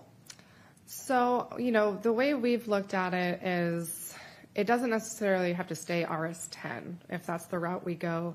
Ultimately, we're likely going to be changing the naming structure of our residential zones in general. And we can take a look at maybe there's a hybrid of standards between the zones that we currently have that we then use to create the new zones. So it wouldn't necessarily have to be the exact application of RS10 as it is today, but I took that as retaining 2 low-density residential zones, and we'll work with the Planning Commission to, further refine the actual property. But if 4 is off the table and 35 is not touchable, and 10 is the highest one left, then by keeping it at 10 doesn't create any higher density. We potential. could look at reducing we could increase the density slightly for that option, for the higher lot size option. Yeah. Well, if we're gonna prune, I think we should prune and do it across the board. What was that? And with that, we are also still looking at how the zoning is applied in the city, and we can apply rezones, kind of taking into account characteristics of the area. Well, I may have a few more questions here, but I really want to hear from Councilmember Castema. Again, as I look at this map, RS6 and RS4 is in District 1. There's no other place in the whole city that has higher density requirements except for them. And we got, over half the city in yellow RS10, big chunk of it RS8, and then RS35 on the very outskirts. I don't see how that is fair and equitable across the city to maintain these big buffers when we don't live in the pioneer days anymore. Population is here in the city, and yet we're putting caps on development in large parcel areas because we maintain high density, these big buffer density RS10s or whatever they are. So, Council, I hope we're taking a look at this and recognizing that we're not really opening doors for infill by keeping it at RS10. We really need to be dropping that down into at least 8, but I think it should be 6, quite frankly, across the board. RS6 across the city, make it fair, all 3 districts. And again, doesn't mean that every neighborhood's going to change, right? Not every investor's going to go run in District 2 and 3 and do that, because some of them have HOAs. Some of them have wetland issues they can't do because they're next to a creek. So we don't want to take this baby in the bathwater and throw it out because now all of a sudden every neighborhood's going to be changed. There's still requirements that need to happen, but it doesn't seem to be fair to have all the burden of density being located in District 1 that's already mostly filled up. I mean, there's not too many lots left there. So in essence, we're fooling ourselves to not lower the potential for density throughout the rest of our city because we want to preserve the character of neighborhoods when, quite frankly, no one has to do it. It's optional. So there's my thoughts. I do want to hear from Councilmember Castema because I thought of this and I thought of him, and I want to see what he thinks about it. Thank you. Councilmember Castema. Yeah, thank you, Mr. Mayor. I just need some things clarified, and I need to give this some more thought, frankly. But the options that you put before us, can you go back to that screen, please? Okay, 2 zones or 3 zones. What I heard the mayor say was that, and correct me if I'm wrong, Mayor, but I believe that you said we should have an RS6 and combine RS8 and RS10. First of all, am I correct? Is that what you said? I think that's my understanding of the way this would happen. My understanding is, then how does that proposal differ from the proposal that Councilmember Smokel gave, where she said she too wanted to limit the number of zones and just would say 10. Is that really saying combining 8 and 10 together? That was part of my question too. Does it like a roll in? Does that roll into the 10 and give options for 8? So let me jump in a little bit. I don't think we're talking about if we have 2 zones, the combination of the 8 and the 10 doesn't result in the same 8 we've got now or the same 10 we've got now. We're going to blend the requirements for the two of them and come up with a hybrid. So it wouldn't be the same as the RS10 today. It wouldn't be the same as the RS8 today. Do I have that right? That's correct. And I know it's confusing when we're talking about existing zones that we have today, and our intent by kind of framing it as 2 versus 3 was to keep it high level. We will evaluate. Our intent is to look at the map itself and look at rezones with the feedback that we received from you tonight as far as 2 versus 3. We have to figure out what the differentiating factors are between the two zones and see what our recommendation would be for applying it on the map and changes to be made to the code itself. My only comment would be, if I was going to editorialize at all at this point, I don't think I'm completely prepared to do so, but I'm going to nevertheless give you kind of off the top of my head what I'm thinking here is that we have experienced a tremendous amount of mandates from the state. And I think that you can have a blunt approach or you can have a finer approach. And I would choose to take the finer approach for my community and therefore more of a gradation. Be very frank if it was just me, but I would say just keep it the way it is, okay? Just saying. But if I was going to look for something that moved the dial, but yeah, it wouldn't be a shock, as much of a shock, I would probably agree with the mayor that you go with 6 and combine 8 and 10, and I believe this is what Smokel is requesting too. The fight, Deputy Mayor Johnson is yet to be had on, things in the valley. I'm saving my powder for that one. But I think that would be a fairly moderate approach. So I hope that's clear. That is, thank you. Thank you. And I think we need to get a little powder from Councilmember Adler going here. Thank you. And thank you. I too represent D1. I think I'm on the same page with most of my colleagues. Kendall, there's nothing that any of my colleagues have said this evening that I have heartburn against. I actually find myself in a similar situation as Councilmember Castema, where if it was just me, I probably wouldn't change anything because I understand why this is before us, but I'm still trying to identify the problem statement. And that could be very ignorant of me, and I'll own that. But, for the other proposals that other colleagues have mentioned on the dais tonight, I'm open to that. I just got to spend more time with it. So whether, you all come back and incorporate some of those new ideas from the dais, and as well as 2 zones, which I think that I'm in favor of, that would be super helpful for me. Otherwise, I just don't think I'm there yet to go deep into this. Thank you. Okay, I don't see any more hand raised. Has everybody said their piece? I'll just wrap up then. It sounds like we have pretty good direction that we don't want 3 zones. I think the debate at this point is between 2 and 1. So I trust that's the direction we're giving, and if it's not, then speak up. Okay, thank you for that presentation. This is a complicated issue, and it's hard to wrap our heads around it a little bit because there's more than a few moving pieces here. So, thank you. Okay, so we're on to item 6A, first reading of an ordinance adopting the traffic impact fee study, and we've got City Engineer Hans Unger back with us tonight. Yes, thank you, Mayor. Hans Unger, City Engineer. I'd like to also introduce our consultant, Daniel Dye, who's on this will be on the screen there. He's done a lot of work on the transportation traffic impact fee program here in the study there. So, and he has a wealth of knowledge also from what other cities are doing since they've worked for a lot of other jurisdictions.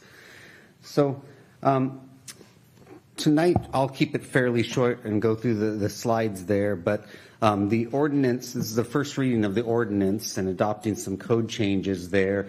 And within that, we're looking to set a public hearing at the second reading for this. So we can get some more, so a public hearing for getting more input. Yeah. It's just as we move forward, my reading on this is that we've got a bunch of discrete issues that we need to provide guidance on. Correct. And so as we go through this, I'd like to stop after each stopping point and address that particular issue before we move on to the next one and discuss each one. Yep, that'll work just fine. Great. Okay. So in doing, looking at the traffic impact fee, I'll just remind you of this slide that we have. These are one-time use fees, and this slide kind of compares how we compare to other jurisdictions that are close by and puts it into perspective of what it costs for a single-family house, which isn't a full traffic impact fee, but 0.93 of a traffic impact fee.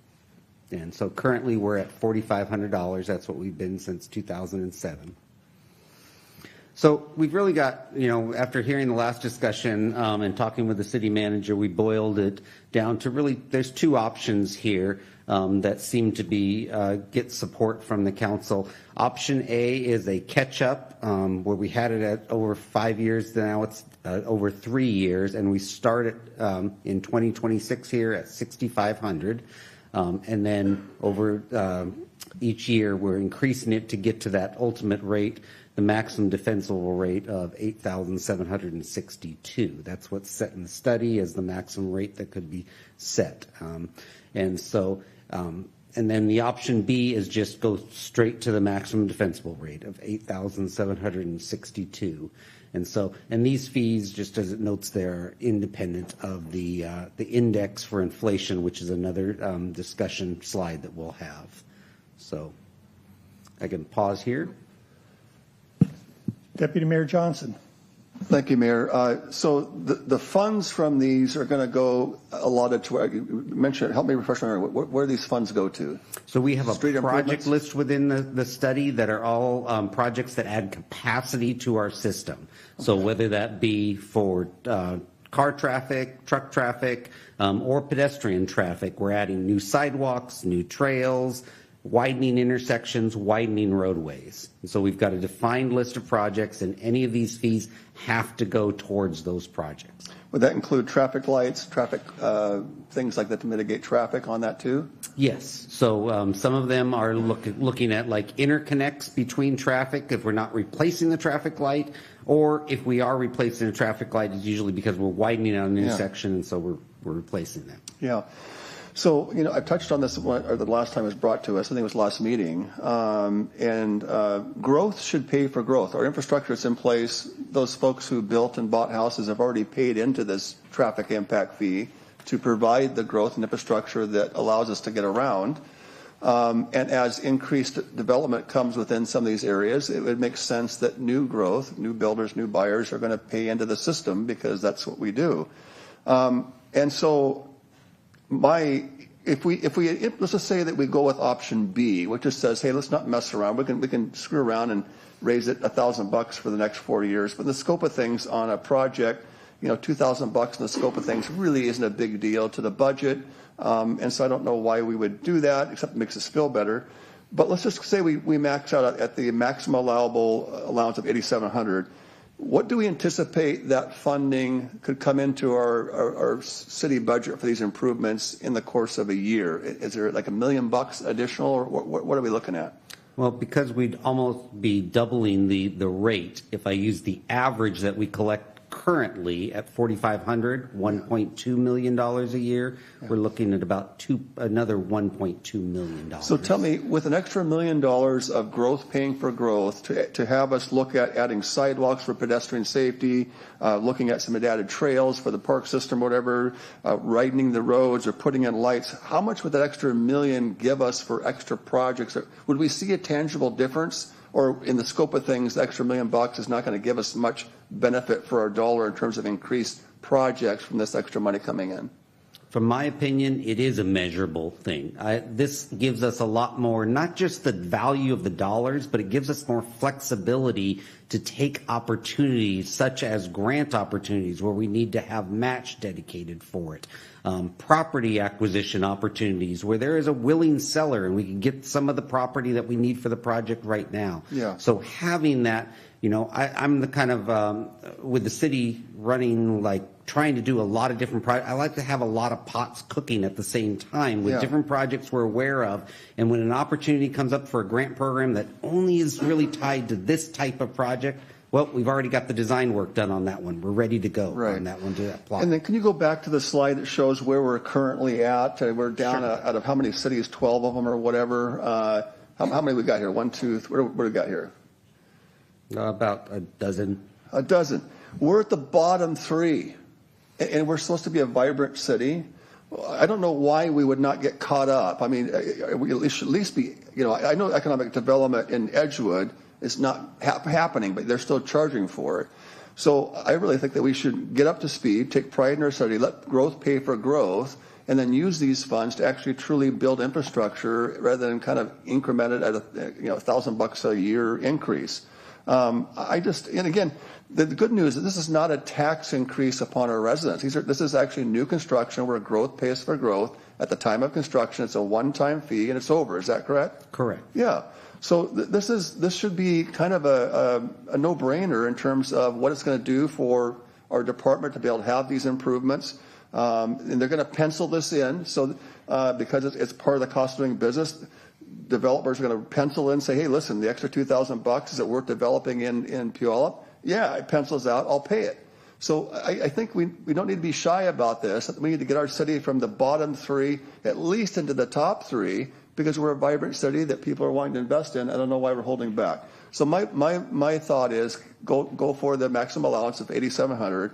Let's not mess around. Growth pays for growth. Let's get our budget up. Let's have these improvements, these lights, these street widenings, sidewalks. Let's get it going because I always hear that we have no money for sidewalks. We have no money for this. It's like, well, of course, because we're charging at the bottom 3 of the region, and we're wondering why.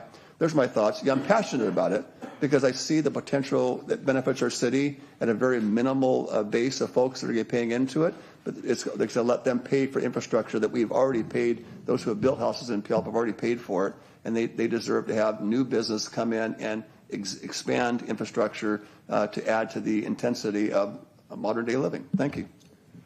Councilmember Gilliam. Thank you, Mr. Mayor. Couple of things roll around in my head at this moment. One is affordability for housing. But the other thing that rolls around in my head is the community meeting we had in District 1 a couple weeks ago where we had a student get hit by a car speeding through the area.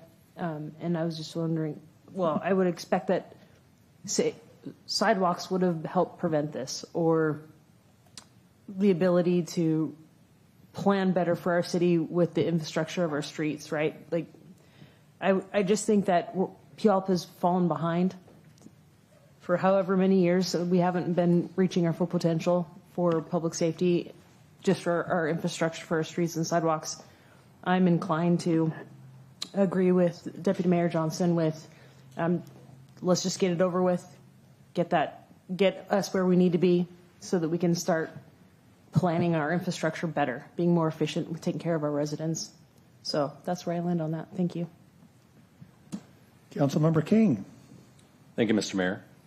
I'll coincide with Councilmember Johnson and ripping the Band-Aid off, so to speak. Something that was brought up was by producing more sidewalks and you'll be producing better safety along school routes and things like that. Just as a curiosity, how much do we know, and I don't know this answer, did Fir Grove Elementary pay with their project that they just put in place with the parking lot and redid their whole street frontage there? Fruitland? What'd I say? That's what I meant. Fruitland, not Fir Grove. Wrong part of the city. With the infrastructure that they put out there. What did that look like, and how much did we receive for that? Okay, not totally sure of this, but I'm thinking since they didn't expand the building, this is really tied to new trips being generated. And so when the ITE manual looks at a school, they're looking at the capacity of that school. So if they're making things improved by arranging how pickup and drop off is done or parking or anything like that, that won't trigger a traffic impact fee. But if the school was expanding and they're adding more space for students, it would be on a square footage basis. That would trigger a traffic impact fee. Interesting. Don't agree with it, but interesting. All right, thank you. Councilmember Castema. Thank you, Mr. Mayor. Normally, I would probably be somewhat attuned to more of a gradation of increasing fees, as I would do with, try to do with utilities or whatever the case may be.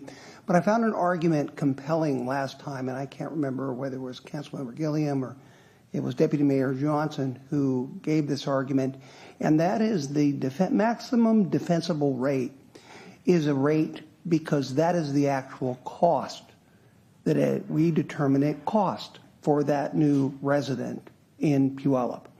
And from that, we make the derivation by 0.94, whatever it is, to $8,148 per residence. But that's based on actual facts. And the fact of the matter is that if we don't collect that, someone else is paying for that. And the people who are paying for that are current residents in Puyallup. And I think that we are experiencing a tremendous amount of growth. In fact, I think last year may have been one of our best years ever when it came to permit fees, things of that sort.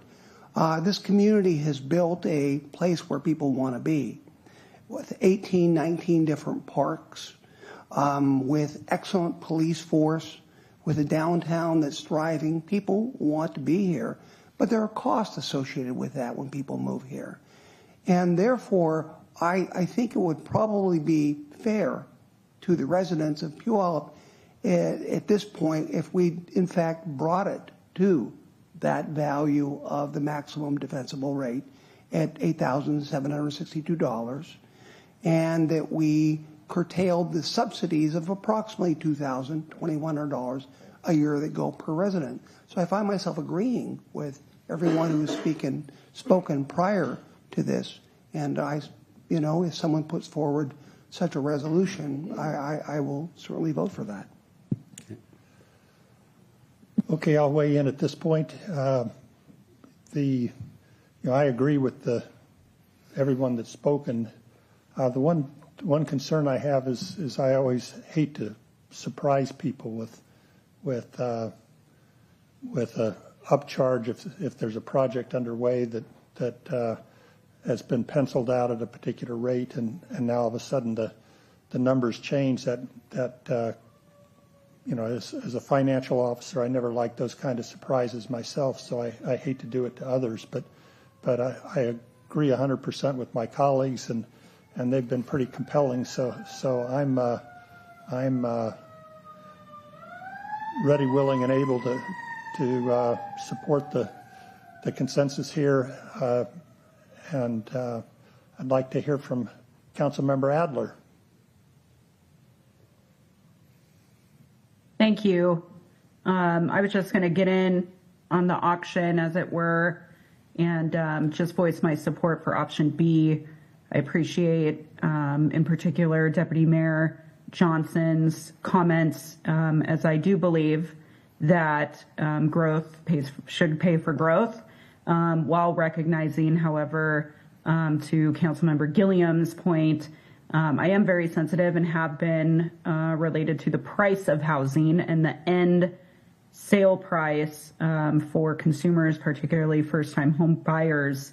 But 20 years, since 2007, the year I graduated high school, I think that it's time, and I definitely am in alignment related to ripping off the Band-Aid, so it were, with option B. Thank you. Councilmember Smolko. Oh boy, I was hoping that Councilmember Castema would go first, but here we are. So I also tend to agree with what everybody said, but just want to play devil's advocate a little bit because I have a couple questions.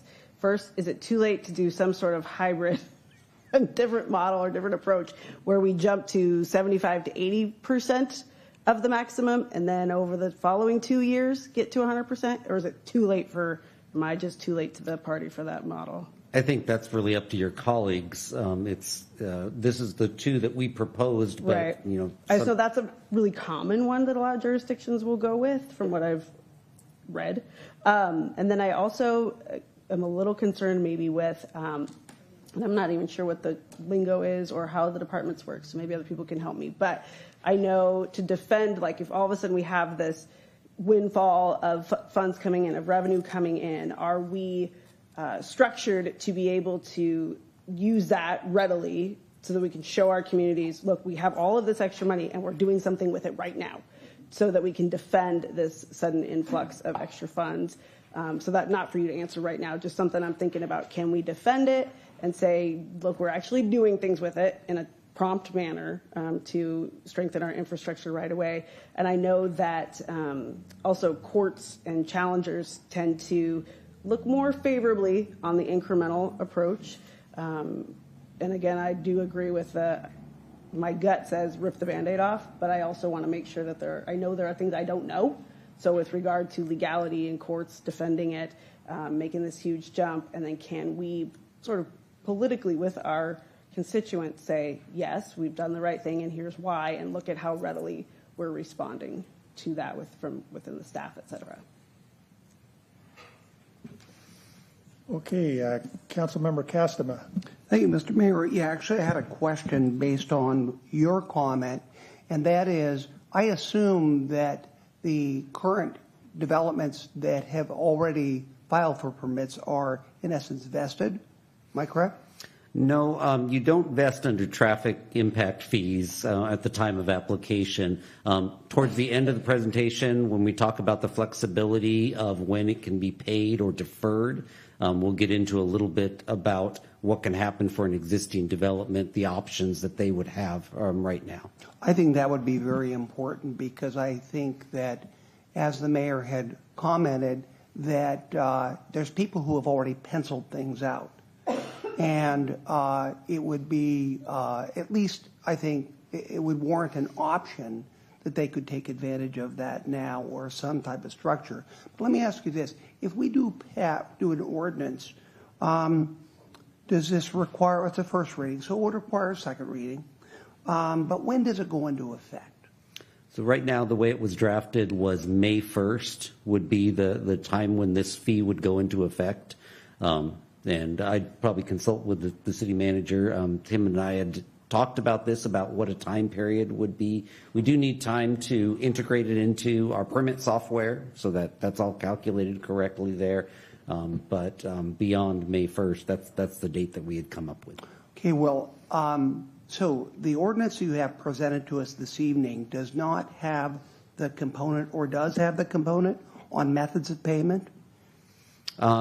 It does not right now. Okay. I think with that, we can work that into, there's another section of code that deals with traffic impact fees. We're just, right now, only have draft of one section of code dealing, only dealing with the amount? Yeah. Okay. However, that being the case then, under the status quo, what are the methods? In other words, if I put the fee in place without putting the methods of payment, then that's, frankly, I would almost want to do it the other way around, because I would want to give people that option, because otherwise I'll have a window in there where there will be no methods. other than what is currently status quo. I mentioned that, and it may be in fact something we want to deal with on second reading. Just saying. And then let me only address this, that I think the public is pretty hungry for projects. I appreciate Councilmember Smokel's observation of that when you get the funds, people want to see apparent results from that. But I remind everyone that we are on a plan right now in Puyallup to put in sidewalks. Just to give you everybody, in case no one has heard this, we have 200 miles of sidewalks that we have projected in Puyallup, and at our current rate, we're doing 1 mile a year. So unless some sort of longevity drug happens or whatever, none of us will be around to see all of the, well, maybe Renee Gilliam or Lauren Adler or Schmokel, I guess. You're all younger. You didn't mention me. Got to watch myself there. Oh, Dennis. What am I saying, Dennis? You're the youngest of all. No, I am actually the youngest, but don't forget. Okay, well, I'll end my discussion. I don't want to dig myself any deeper. Thank you. Okay. Anybody? Deputy Mayor Johnson. Yeah, thank you, Mayor. I think this has to come back to a second reading. I think I pretty much heard almost unanimous. I'd like to make a motion that we approve the maximum defensive rate of $88,762.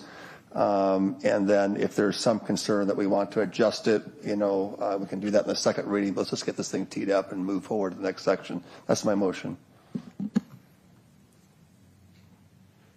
Councilmember Castaman. Thank you, Mr. Mayor. I just have a question. Down below here, it says fees shown are independent of any index for inflation. Does first reading include indexing? Yes, it does have that. Okay, just so we're aware. Okay, thank you. Okay, so I'm thinking that, do we want to have a second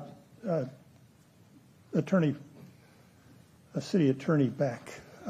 We've got a multi-section thing here. Do we want to have motions on each one, or should we discuss each one and then have an overall motion? Oh, I think it's fine to have a motion on each one. It's a little bit of a straw vote, but it provides us the direction we need a piece at a time to then choose the option in the ordinance, and then you can have an omnibus sort of motion at the end to adopt the various components that you've gone through already. Thank you. Okay, so we've got a motion. Do I have a second? Second. We have a motion and a second. All those in favor? Aye. Aye. Any opposed?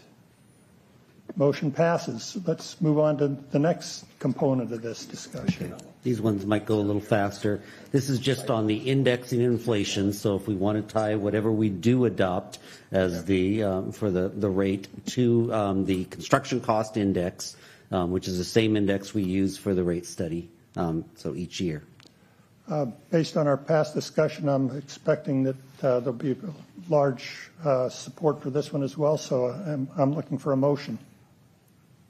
So moved. Second. Any discussion? Councilman? No discussion. We have a motion and a second. All those in favor? Aye. Aye. Aye. Any opposed? Moving on. Okay, this gets at the exemption of certain land uses, and exemption is maybe it's a little hard to grasp, but state law allows us to put up to an 80% reduction for very specific land uses, those being affordable housing units and also for early learning centers. We currently have an 80% reduction for ADUs that are added on, so that's our only exemption right now that we have. There, but so with these two, if they're adopted by the city, they aren't required to backfill with other funds from some other source. As if you decided to exempt, say, nonprofits or something like that, that would have to be exempted or backfilled from. Yeah, so that's an important distinction here, that if we do these kinds of exemptions for most purposes, then the city has to make up the difference, and the state, the RCW allows us to make exemptions in this case without the city having to make up the difference, and for very specific purposes here.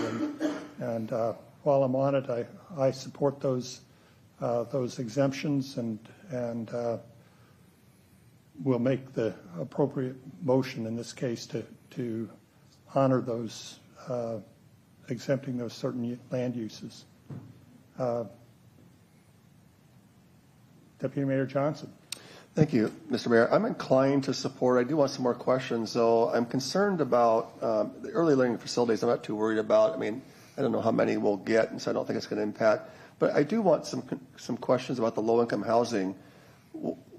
What would happen if there was a developer who wanted to develop this multi-100-unit low-income housing, and all the infrastructure and things needed to bring in theoretically 100 families in that area with no reimbursement for impact on the neighborhood? Could that put us in talk about other ones paying for the bill for that? Is that a concern if that large capacity came in and we're missing out on the improvements needed for a larger facility? Shouldn't that be also eligible to pay into growth, paying for growth? Even though it's low income, you're still affecting the intensity of the infrastructure. Maybe it's concerning on that. I would say is yes, they would be only paying in 20% of the traffic impact fee for going to those projects that are identified. But there also still is SEPA requirements that have to be met. So if they blew up an intersection right close to them with their additional trips and stuff, that would be their required off-site mitigation to do. So there's a couple different ways that you look at what mitigation is required for this development. Okay. So if I understand correctly, then it may escape the this particular traffic impact fees, but if it's a scale enough project, it may be picked up through another method because of the impact it's going to have on that street coming through of traffic. Is that fair? Yes. Okay. Frontage improvements would still be required around the property there. And then they would be looking at if it was a significant. I'm okay knowing that. I do want to just also, because you perked my ears and it wasn't mentioned here, this wouldn't eliminate the 80% for ADUs. That would still be included. We're not eliminating the ADU 80%. Correct. Okay. Yes. So with that confirmation, I would support it. So, Mayor, were you making a motion? I did make the motion. I'll second it with that in mind. Councilmember Castaman. Thank you, Mr. Mayor. I would caution people on this one. I think you have to look at the reading, the fine details here. This is going to mirror the requirements of the affordable housing units in the multi-unit tax exemption that currently exists. Therefore, a developer, can come along, as we do currently give a multi-unit tax exemption, and we are doing that with the palindrome development, correct? But then think about that. It requires that multi-unit tax exemption allows you to do it for 8, 10, or 12 years. Okay, that's it. Okay, 8, 10, or 12 years. That's all they have to provide a percentage of the unit for low-income housing.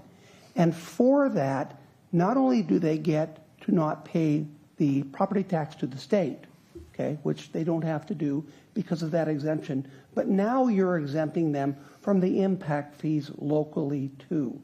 And then keep in mind that in 8, 10, or 12 years, which depending on what, I think exemption they received, it's all over with. They can go back to market rate, and they have avoided paying the traffic impact fee for that place. I think that they're already getting a multi-unit tax exemption from the state.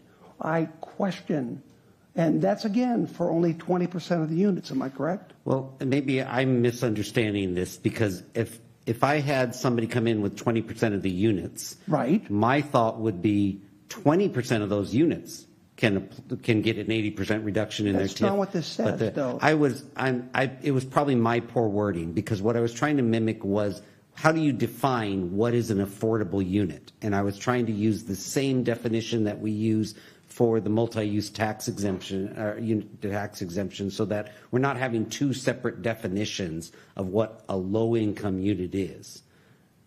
But my intention here wasn't for the entire building to be exempt. It would only be the units that are affordable. But that's something that I should have been clearer on. Well, is that the way it is, or is that just your interpretation of it? I'm going to turn to Daniel a little bit because he's more familiar with the state laws.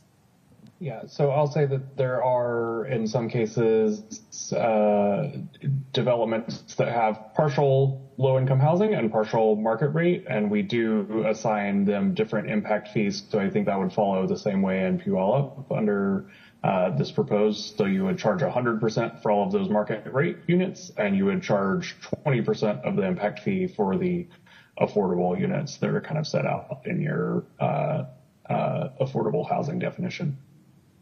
And Daniel, can I ask, is it up to an 80% reduction? You could do less than an 80%. Yeah. Correct. The state law allows up to 80%, but you can set anything lower than that if you'd like. Thank you. So what does this do? So right now, this would be 80% reduction for just the affordable units. Just for the affordable units? Yes. Okay. Okay, thank you.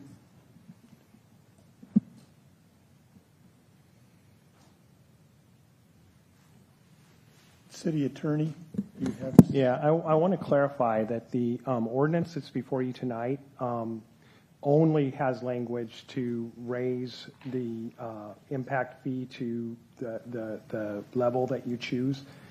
These other questions you're answering right now, we will bring back language that will implement these items. So it's whatever direction you give us is how it will be done. There's a suggestion that the 80's in there because we can go to 80, but you could direct something less and we'll bring back something less. Our intent was that, again, as described, our intent was that whatever that reduction is would only apply to the low income portion of a development. And we would bring back language that would put that into effect. So I want to be clear, we're looking for direction to bring back additional language.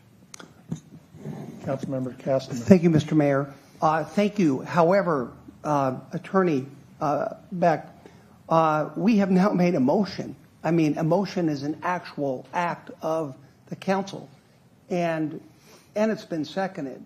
So, in other words, we're effectuating things before we have the details, but nevertheless, we're dealing with the macros. So we're not merely giving suggestions here, we're passing. And I would, if that's correct, then would you not suggest that that motion be withdrawn? Or you could keep in motion, but if we do keep it, then we're actually engaging in passing. Yeah, it's first reading, first of all. And you're right, as a motion made on this slide, right, as it sits right now, we would be bringing back an 80% deduction. So if you want something other than 80%, then you need an amending motion to do that.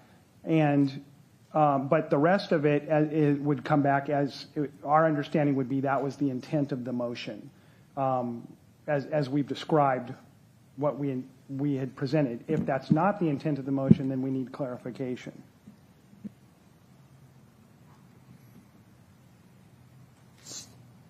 So I'd like to jump back in here for a moment.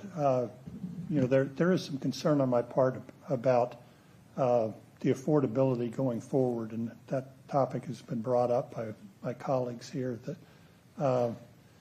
the idea that we give a break at the front end and it may not perpetuate the affordability of the units in question.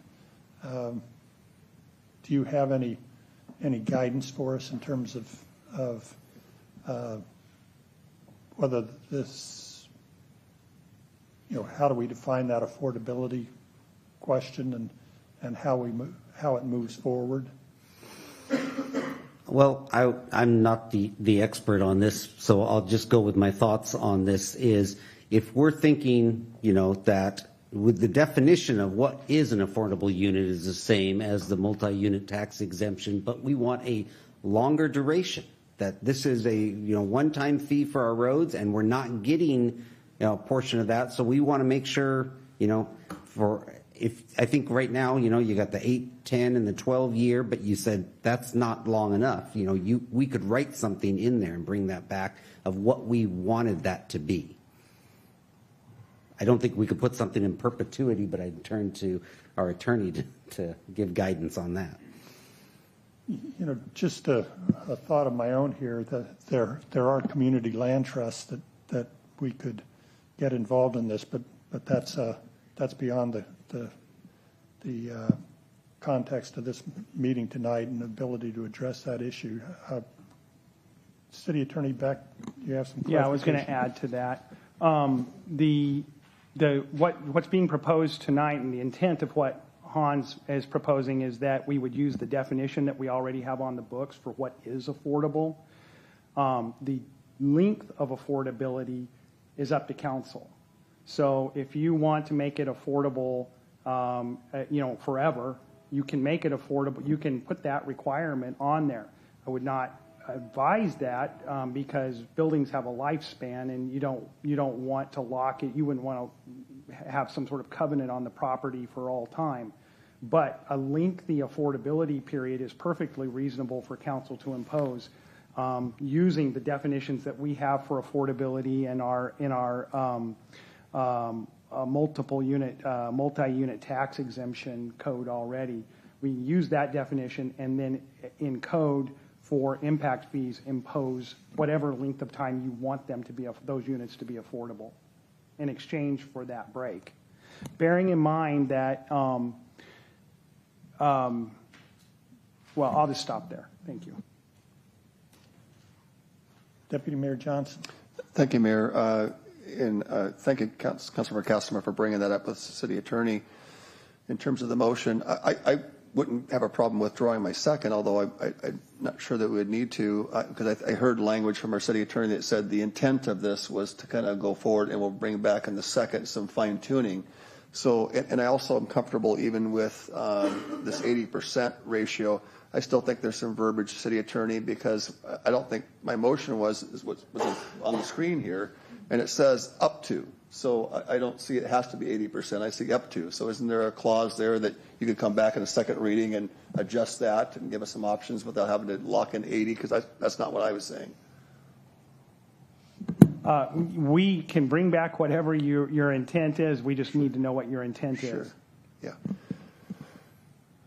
That's what I'm thinking. Council, if I'm missing something, I'm happy to withdraw. Otherwise, I think we can go forward with good intent and adjust any fine tuning on second reading just to keep this thing moving forward. But that's my thought, and I kind of stand by the second. Unless I'm missing something, I'm happy to consider that. But I'm comfortable with hearing him say the intent. I'm comfortable knowing that we have a second with more details and making some adjustments. And so that's kind of where I'm at.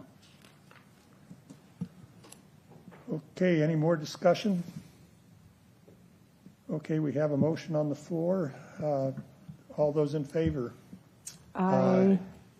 Aye. Any opposed? Motion passes.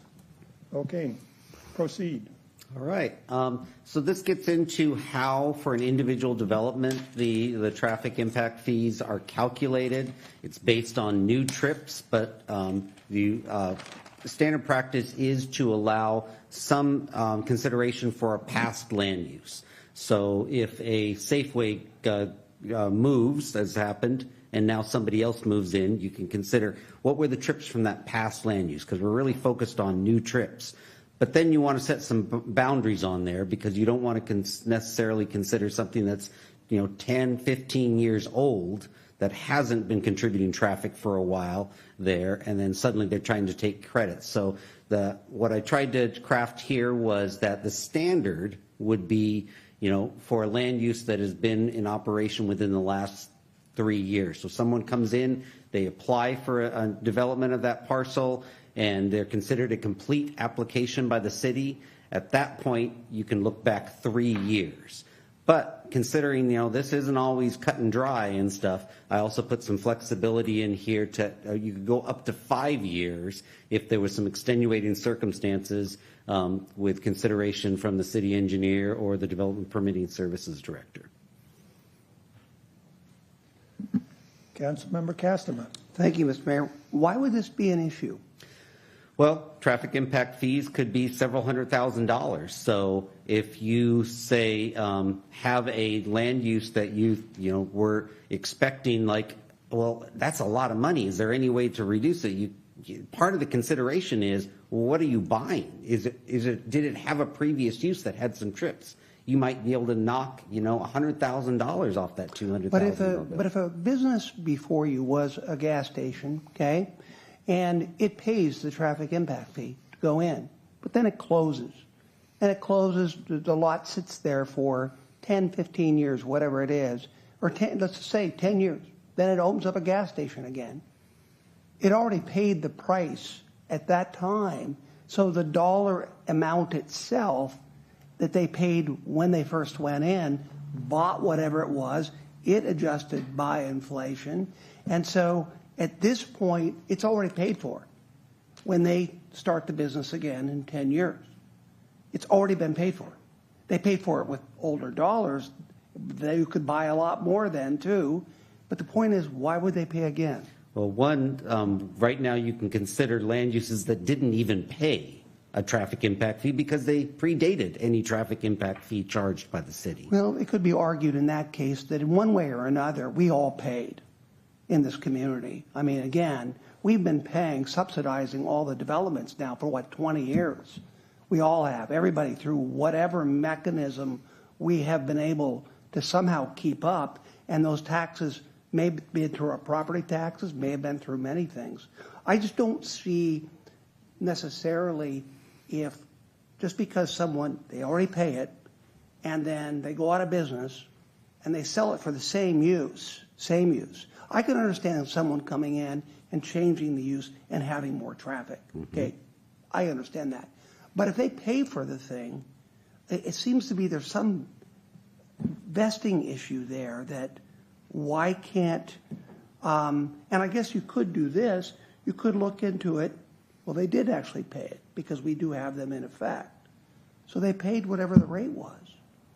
I don't know where I'm going to land on this, okay, time-wise, but I kind of see it as a gotcha. I think you are, if I start a business and I pay for the traffic impact fees, I think that's it. Now, if any business comes along, buys my location and ups the level of traffic, you do a different assessment or whatever that type of business is, then they pay the difference. But to say that, well, if you've been not doing anything for 3 years, now all of a sudden you got to start over again, I don't see the logic in that. Help me out, colleagues. Deputy Mayor Johnson. Well, I'm not sure I can help you out, Councilmember Castle, but I do want to ask questions because I think when you came up with this, you had some scenarios in your mind that felt that it was probably not fair or perhaps biased or something. So maybe I don't. Tell me, are there precedents that we should hear about in scenarios, just loose scenarios, that would cause us to address this? Because there's probably some reason. Give me a scenario, hypothetical, and why we should consider this. Well, I think the one that sticks out in my mind the most is where we had a land use proposed on a parcel that was probably about 35 years ago a gas station. Okay. And they wanted to take the credit for the trips for the gas station. But the gas station had not been even in existence. There was no building there for 35 years there. So in that sense, we didn't have anything that necessarily gave us guidance to say that couldn't occur. So that's what we're trying to put some sort of sideboards on how far to look back. And from my perspective, a lot changes in a city in 35 years, not just with the need to increase road widths, but also the standards for roads change. One of my examples of did they at one time contribute and that's enough? made me think of, we had the same discussion when we talked about, frontage improvements. That a business comes in and they have to do frontage improvements and they put sidewalk around. Now, in another 30 years from now, another business moves in there, and are they required to do some sidewalk repairs because things have changed there? And my argument with the master builders is, look, the sidewalk doesn't last forever. And that's just part of the things aging out and needing to be replaced. And I think of that the same way as when I'm talking about a road width or what safety requirements we require now for a road compared to what used to be 30 years ago. When I started with the county, and that was in 1990, the policy was you didn't put sidewalks anywhere in the county. It was a county and stuff. Now they put sidewalks in, so there's a standard that changed for them over time. And I think that's what we're really trying to account for here is the money that was probably not even collected there, but they had ran a business and they paid taxes and stuff. It was paying for different things back then than what this current study looks specifically at those projects. So just jumping in here, I think about this and if a project's been sitting idle for a period of time, it may have changed hands between ownership 4 or 5 times, so that you're really kind of starting from scratch. There may not be a building there anymore, so that the traffic in the surrounding areas has been adjusted. We've built the roads to accommodate the level of traffic that we've got at that point in time, and now all of a sudden this business starts back up, and there may need to be some significant changes there. So, and the other thing about it is I hate to see properties that aren't contributing to our city, and so if the gas station went away and the lot sits there idle, that's kind of a blight on our community. And I think this impact fee question actually provides some incentive to redevelop the projects within a reasonable time period. And I think that 3-year time period with an extension of 5 to be under extenuating circumstances is a reasonable approach to that. So I would come down in favor of this provision. Deputy Mayor Johnson. Yeah, thank you, Mayor. Hans, because I'm listening to Councilmember Castleman, I'm listening to you, Mayor, and I'm trying to sound this out. In a hypothetical scenario, I'm going to use my own example. So we're using gas stations. Gas stations closed. Tanks were too expensive to repair, and we're going to, lay fallow. And someone buys it and says, "Hey, we're going to put in a, whatever it is. Let's just say, a car wash." And if that was vacant for so many years, and the car wash said, "Hey, I want to buy this land. I'm going to redevelop it, put a new structure up, and everything." In this scenario, would they be exempt from paying impact fees, or would they be required to pay impact fees in this scenario of what you have in front of us? They'd be if they redeveloped within 3 or 5 years, they're not exempt. They still have to calculate what the traffic impact fees are, but in that calculation, they also include a subtraction for the previous land uses PM peak trips. So this would actually lower it. What you're proposing here would actually lower their potential impact fees. Is that correct? Correct. Yes. So you're counting a reduction, not a gain, right? But only if it's within that time frame. Yeah. So if they come in, say after 5 years, you're paying the full amount. You don't get to consider those previous land use. Gotcha. Okay. And these 3 to 5 years, we've tried to poll some other jurisdictions. What do you use? Try to get that, the kind of the consistency between different jurisdictions. Last comment, I'm sounding it out loud, is you know, I can see the rationale of saying, hey, they've already paid into it, but they really, in essence, haven't. I mean, the owner in this scenario, hypothetically, is gone. They've done it. They've done their business. They've ran their business. They contribute to society, and they're selling it. So in essence, to me, it's a new owner, new use, therefore requires new impact fees. So for me, with that thinking in mind, it doesn't, the impact fee should go with the land just because someone did it, you know, 20, 30 years ago, and now it's a new owner, new business, new development. They shouldn't be exempt to get credits for something that took place years ago. So I'm inclined with that thinking to think that this is reasonable. Thank you.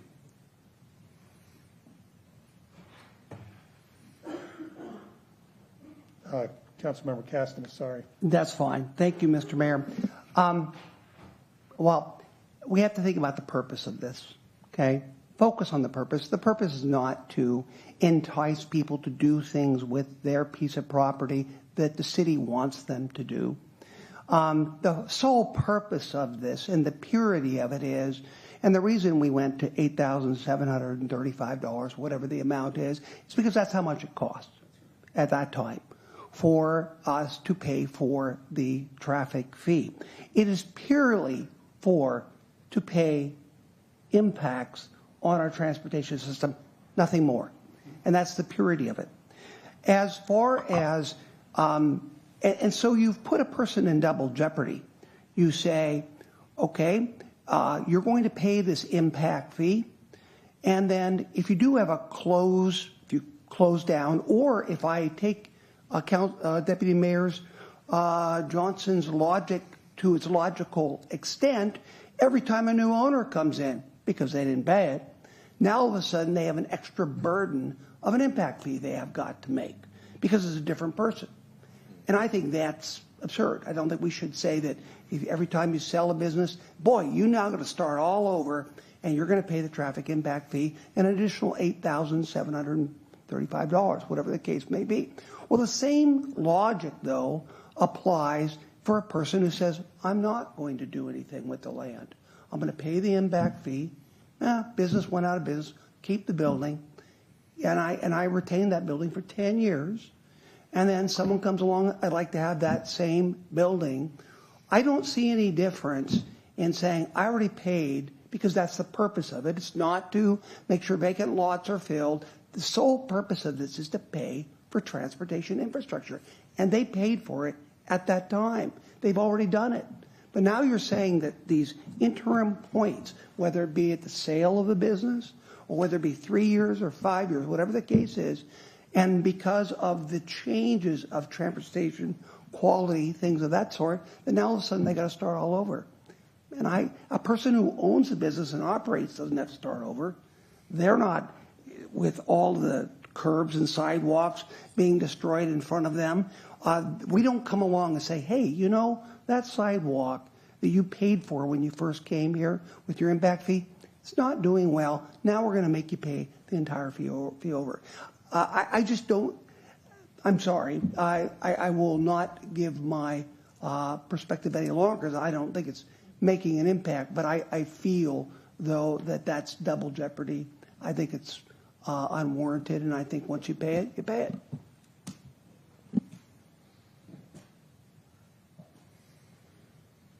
I'm going to jump in again. I don't think there's anything in this that talks about an ownership change preempting the counting of the trips, correct? No, not that I'm aware, just the time frame. Yeah, so the ownership, that's not an issue. And in terms of the impact fee, if we put this in place today, 3 years from now or 5 years from now,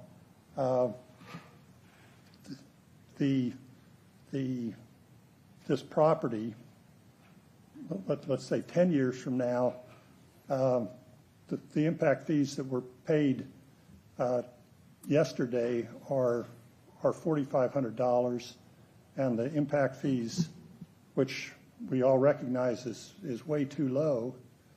So 10 years from now, when that property is redeveloped, we're going to give credit at an increased rate.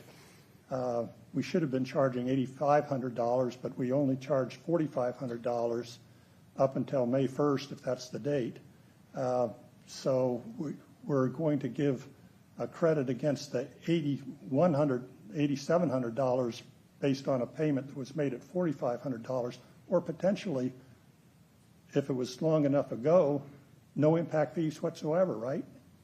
Yeah. So we're giving a zero, we're crediting people 100% of their impact fees because they never paid any impact fees in the first place, or they paid at 50% of the rate that's in existence today that'll go up 100% as of May 1st. So, the purity of it to me is we need to collect the impact fees, and I'm reluctant to you have a new owner and a new use and crediting back based on some historical value.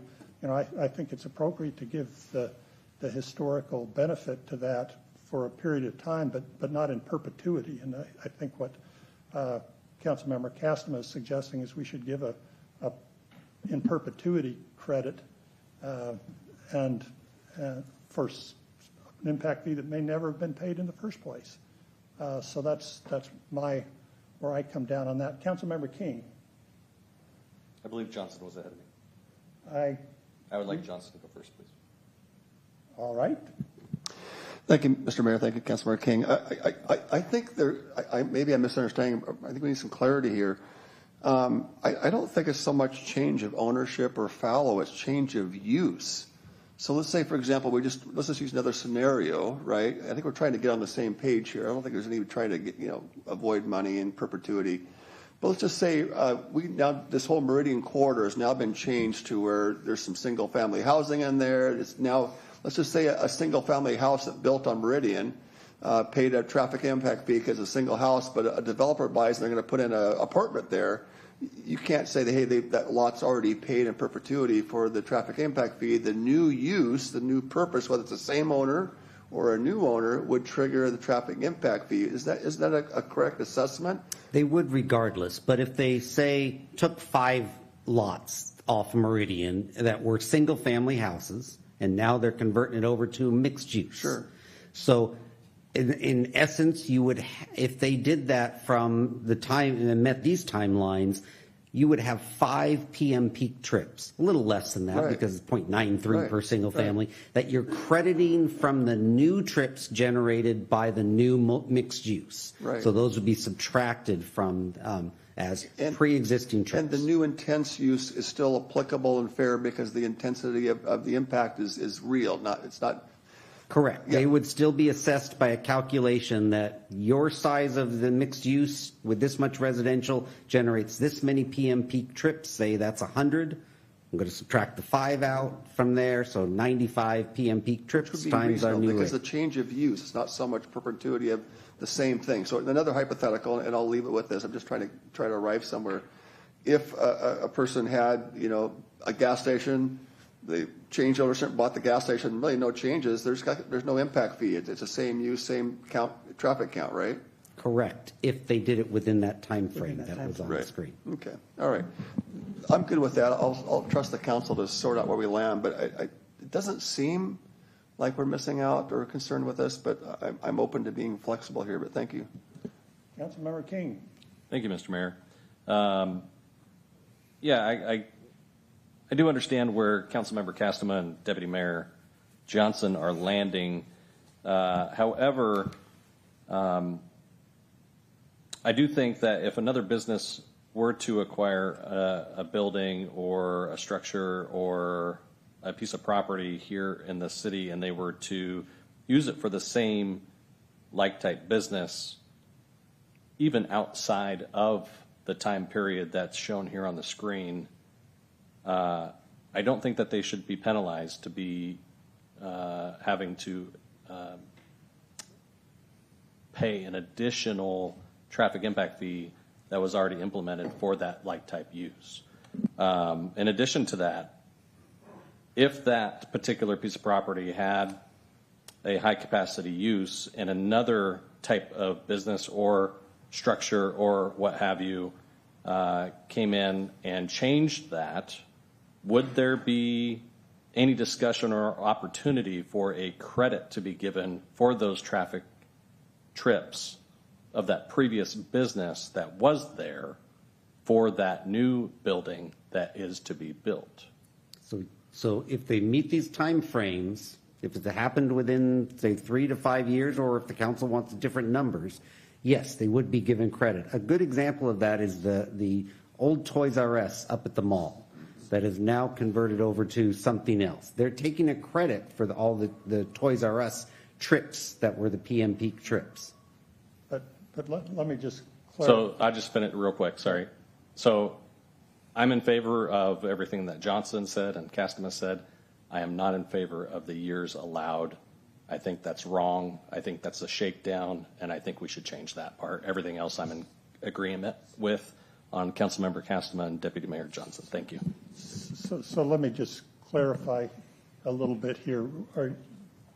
If it goes from a more intense use to a less intense use, were you asking about a credit going back to the owner for the reduction in intensity?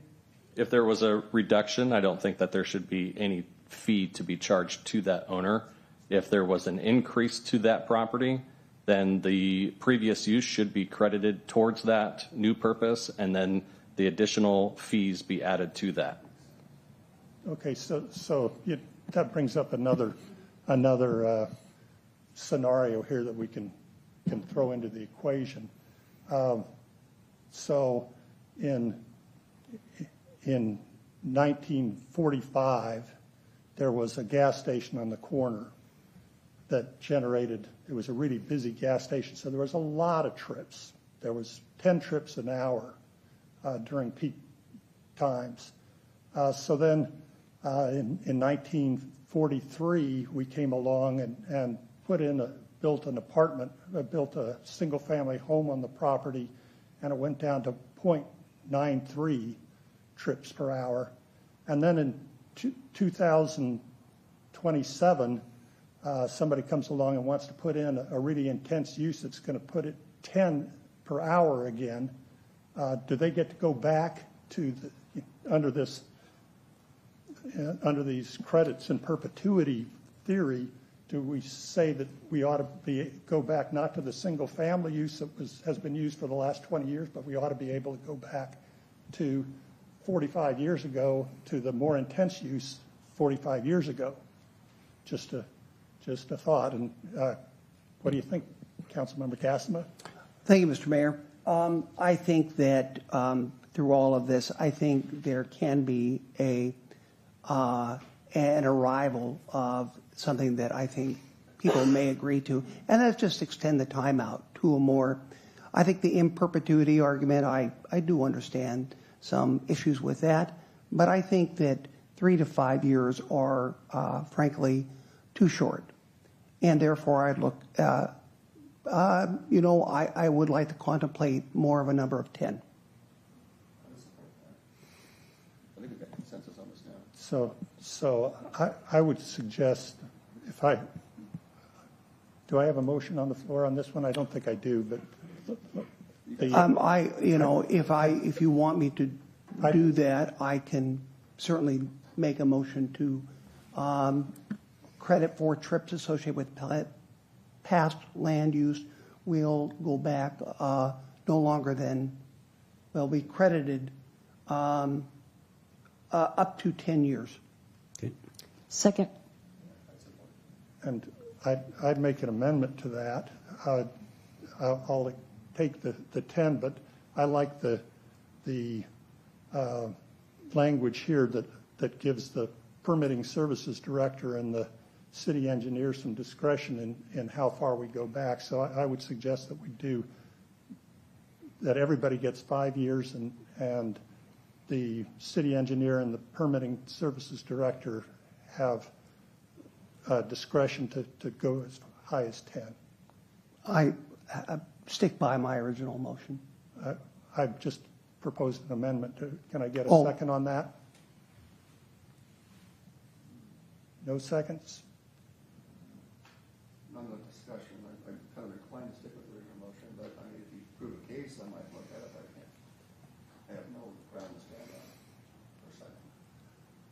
Okay, there's no second on the floor, so we have a motion. Do I have a second on the motion? Second. Oh, I guess you already seconded. Sorry. Okay, we have a motion and a second. All those in favor? Aye. Aye. Any opposed? Okay, we got that one. All right. Next. Adding heavy truck trip adjustments. So the way this works is really in the ITE trip manual, that only really is industrial uses that it puts of all your trips that you're generating, how much percentage of them are trucks. And so it gives a percentage of that. And then when you take the calculation of like how much bigger size is a truck than a car, how much longer it takes them to accelerate through intersections, which clog them up more, we've come up with an adjustment factor for only industrial land uses that their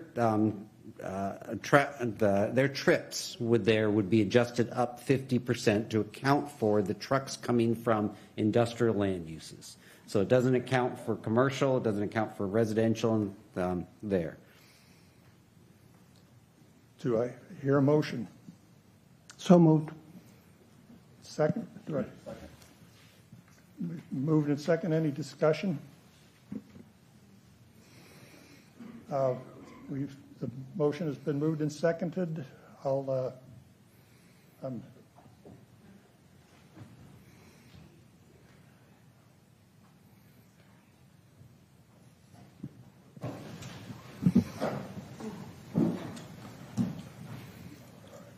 Did you hear the motion second? I did not. I was trying to figure out some things for logistics for tonight. Yeah, the motion is to put a 50% premium on truck trips. For industrial land uses. Yeah, so it's been moved and seconded. Okay. All those in favor? Aye. Any opposed? Motion passes. Okay, reciprocal traffic impact fees. All I'm really looking for tonight is a nod that this is something we're interested in, and we'd like you to continue to work with the county and see what can be developed and then come back to us with some more details on this. Do I hear a motion? Do you need a motion? I thought you said head nod. Head nod. Straw yes. poll. Go for it. Head nod. I think you've got a head nod. Okay. It probably won't be quick. The county has their own timeline for working through this with a larger transportation package, but we'll be coming back to you with more meat on the bones on this one. And the last one is something about the flexibility of payment. So right now, you usually would pay your traffic impact fees at the time your permit is issued, so that you can go and start construction for your building there.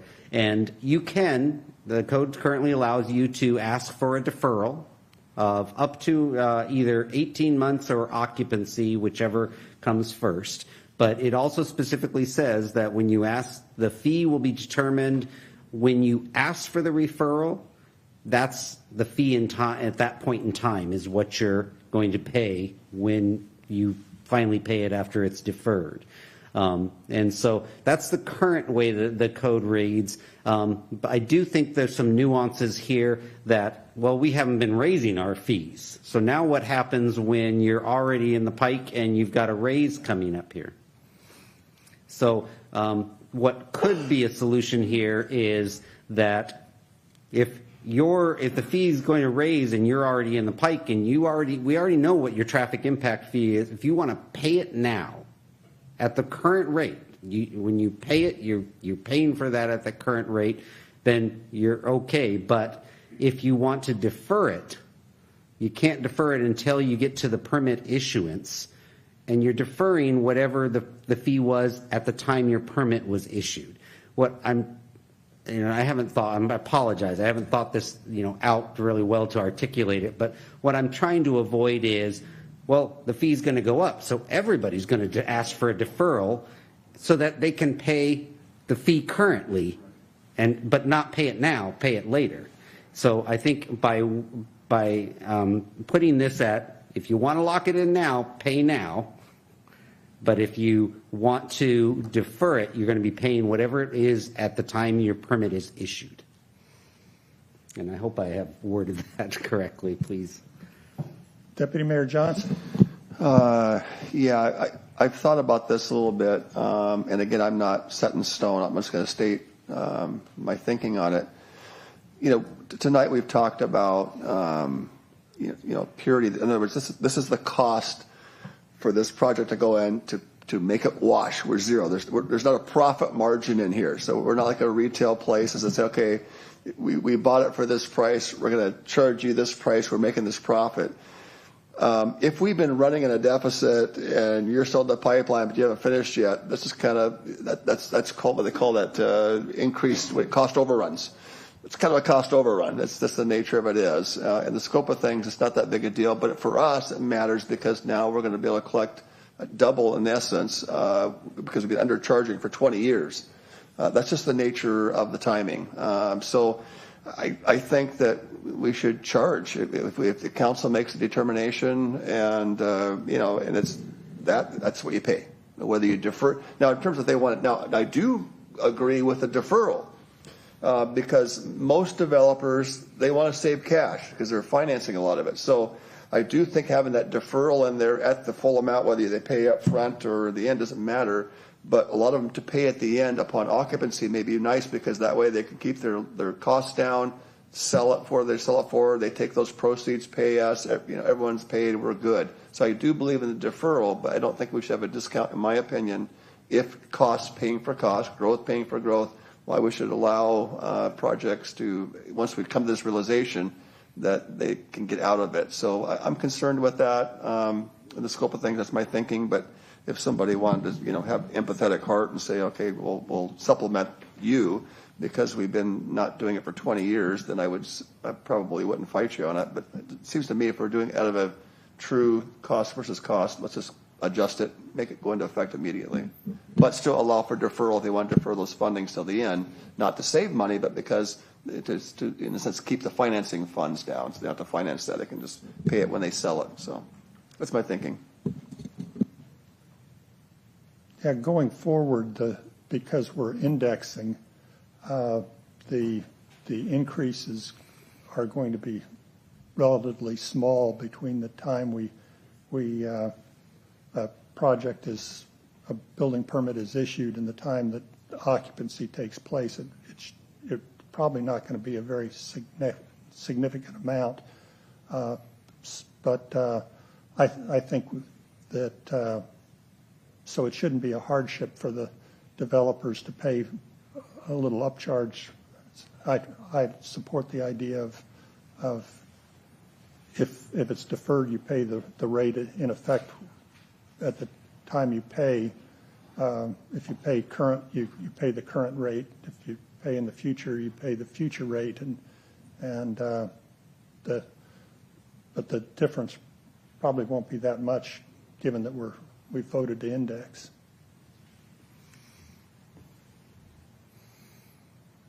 Any further comments? So do we have a Councilmember Castaman? Thank you, Mr. Mayor. It seems to make sense that if you pay for this at the current rate, then you should be given a period at which you have to build within. But it's fine. It will suffice and not subject to increases. In other words, you lock in the price. If you pay. If you pay.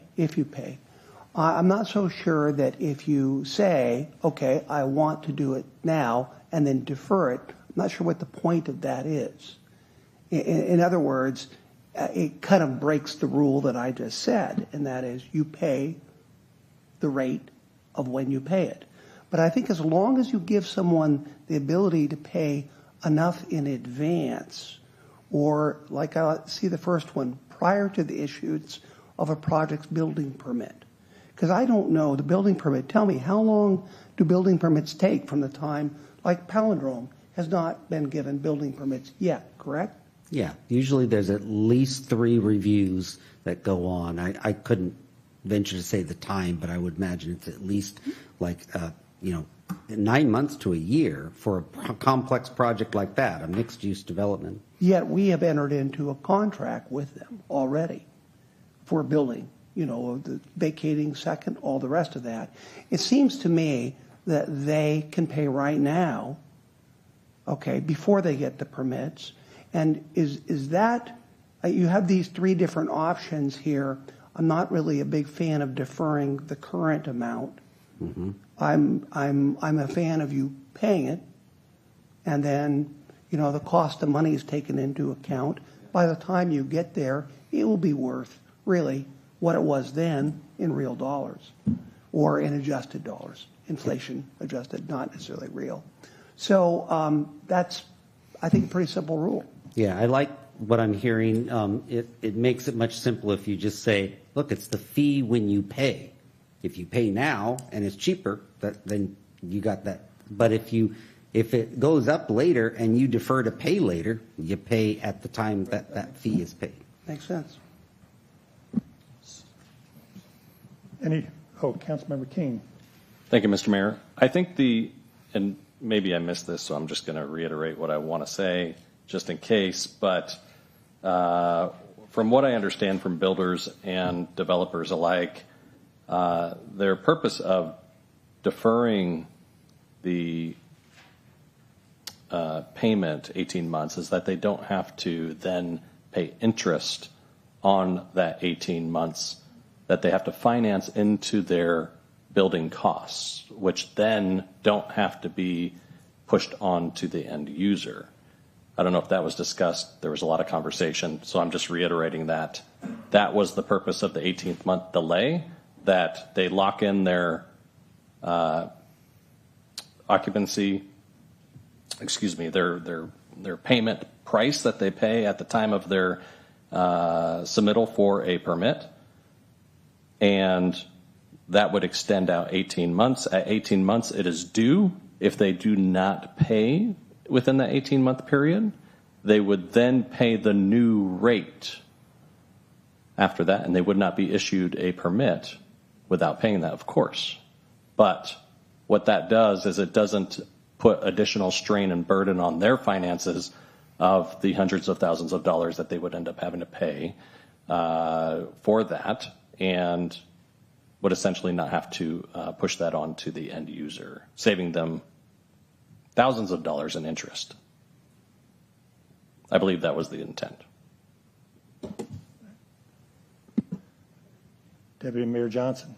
I just want to make sure I understood correctly. Councilmember Castleman, if I understood, is that let's just say that it sounds like council has passed unanimously to go right to 8762 or whatever. So once that officially is passed through second reading, at that point, moving forward, that's the starting rate, no matter if you're in the pipeline or not. But what I'm saying, what I understand is that the 8762, if they decide to defer to whatever, 18 months to 2 years, whatever, the index of rate of inflation might be 8,900. So if they wait till the end of the deferment, they're going to pay 8,900, not 8,700. Is that how I understand it? You're not going to allow them to pay the 4,500 if they pay it early, right? Is that what I heard you state, Councilmember Castleman? I would think that right now, if the rate is 4,500, whatever the case is, and they pay it right now, they're fine. Okay. Because they're paying it until it goes into effect. The issue of a deferment, if you think about it, if you're looking at the numbers, the bank financing that they get to finance that will be more than the cost of inflation, because the bank has to make money over inflation. So it'll be more. So it may be more advantageous to them to wait, and just as Mayor Whitting said, as the annual adjustment is made, which will be the cost of inflation, they'll just factor in and say, well, we're going to have to pay an adjusted rate at the time of occupancy. And that way they don't have to finance it for all that time. Or if they have really inexpensive money, maybe they're able to go below the construction inflation and finance it. Most people don't do that. So I just think it makes it very simple, though, to lock it in by stepping up, as opposed to locking it in by intent alone. You know, and I could go into the argument of subsidies, things of that sort. It just seems simpler to me. So that's what I'm not sure I helped clarify my position to you, Deputy Mayor. So just, in terms of financing, construction companies often are cash constrained because building a project takes a lot of time and they have a lot of money invested. So their ability to work on projects is dependent upon their ability to borrow money. And if they have to pay a lot of fees earlier, then that reduces their ability to work on multiple projects at the same time. Just wanted to clarify that a little bit. So correct. I'm not making that a requirement. No, I'm not. I'm just adding some context. I'm not, commenting on what you said. But anyway, my understanding of what we're coming around to here is the developer is responsible for paying the impact fees at the rate that's in effect when they pay the impact fees. So if they pay today, then they pay today's impact fees. If they defer their payment for 18 months, they pay the impact fees that are in effect 18 months from now. Is that a concise statement? That's where I'm coming from, Yeah. Mayor. City Attorney? I think it might be helpful if you understand what the current situation is and the law is, and to better understand what you're trying to make a decision about. So currently, somebody comes in with an application for a permit to build something. That permit is once it's complete, we receive a complete application, then they vest to development regulations. Under the law, they do not vest to impact fees. So they pay impact fees. Then the rule is you pay impact fees when you get the building permit. So there's this lag time, 18 months maybe, between the time they have a complete application and the time they get their building permits. At building permit, the default rule is you pay your impact fees at the time before you receive your building permit. State law changed a few years ago to allow deferral of impact fees. We are required to allow people at receipt of building permit to choose to defer those impact fees for the 18-month period, and for all the reasons you guys have talked about. But our code currently says that they are then locked in. If they defer, at point of deferral, they're locked into what the impact fees are at that time. And so that's what our current code says. So I've heard a discussion of what in a sense would be vesting of impact fees in that time period between a complete application and building permit issuance. If you say, well, you pay whatever is in effect at that time, somebody could have a complete building permit and pay the fee right then. Let's say you're going to get the inflation index is going to hit, and so they've got a complete application, and it's going to be 18 months before they get their building permit. But if you vest them, they could pay that right then and lock into whatever that fee is right then. And that's what you're considering. That is not the way it is now. That's what you're considering in this discussion. It would be that period between impact fee vesting, permit completion and building permit application completion and permit issuance. That period of time, which can be a year to 18 months, they would have the right to vest to the current fee if you went down the road that I understand Councilmember Castema to be talking about. So it would be granting vesting to impact fees in that time period, and that's essentially what I think you're discussing. It is. I mean, yes. So again, help me out, but let's talk about the dates because I'm not sure I understand yet. they file an application for a building permit on day one. The building permit is granted on day 365, and then the occupancy takes place on day 1000.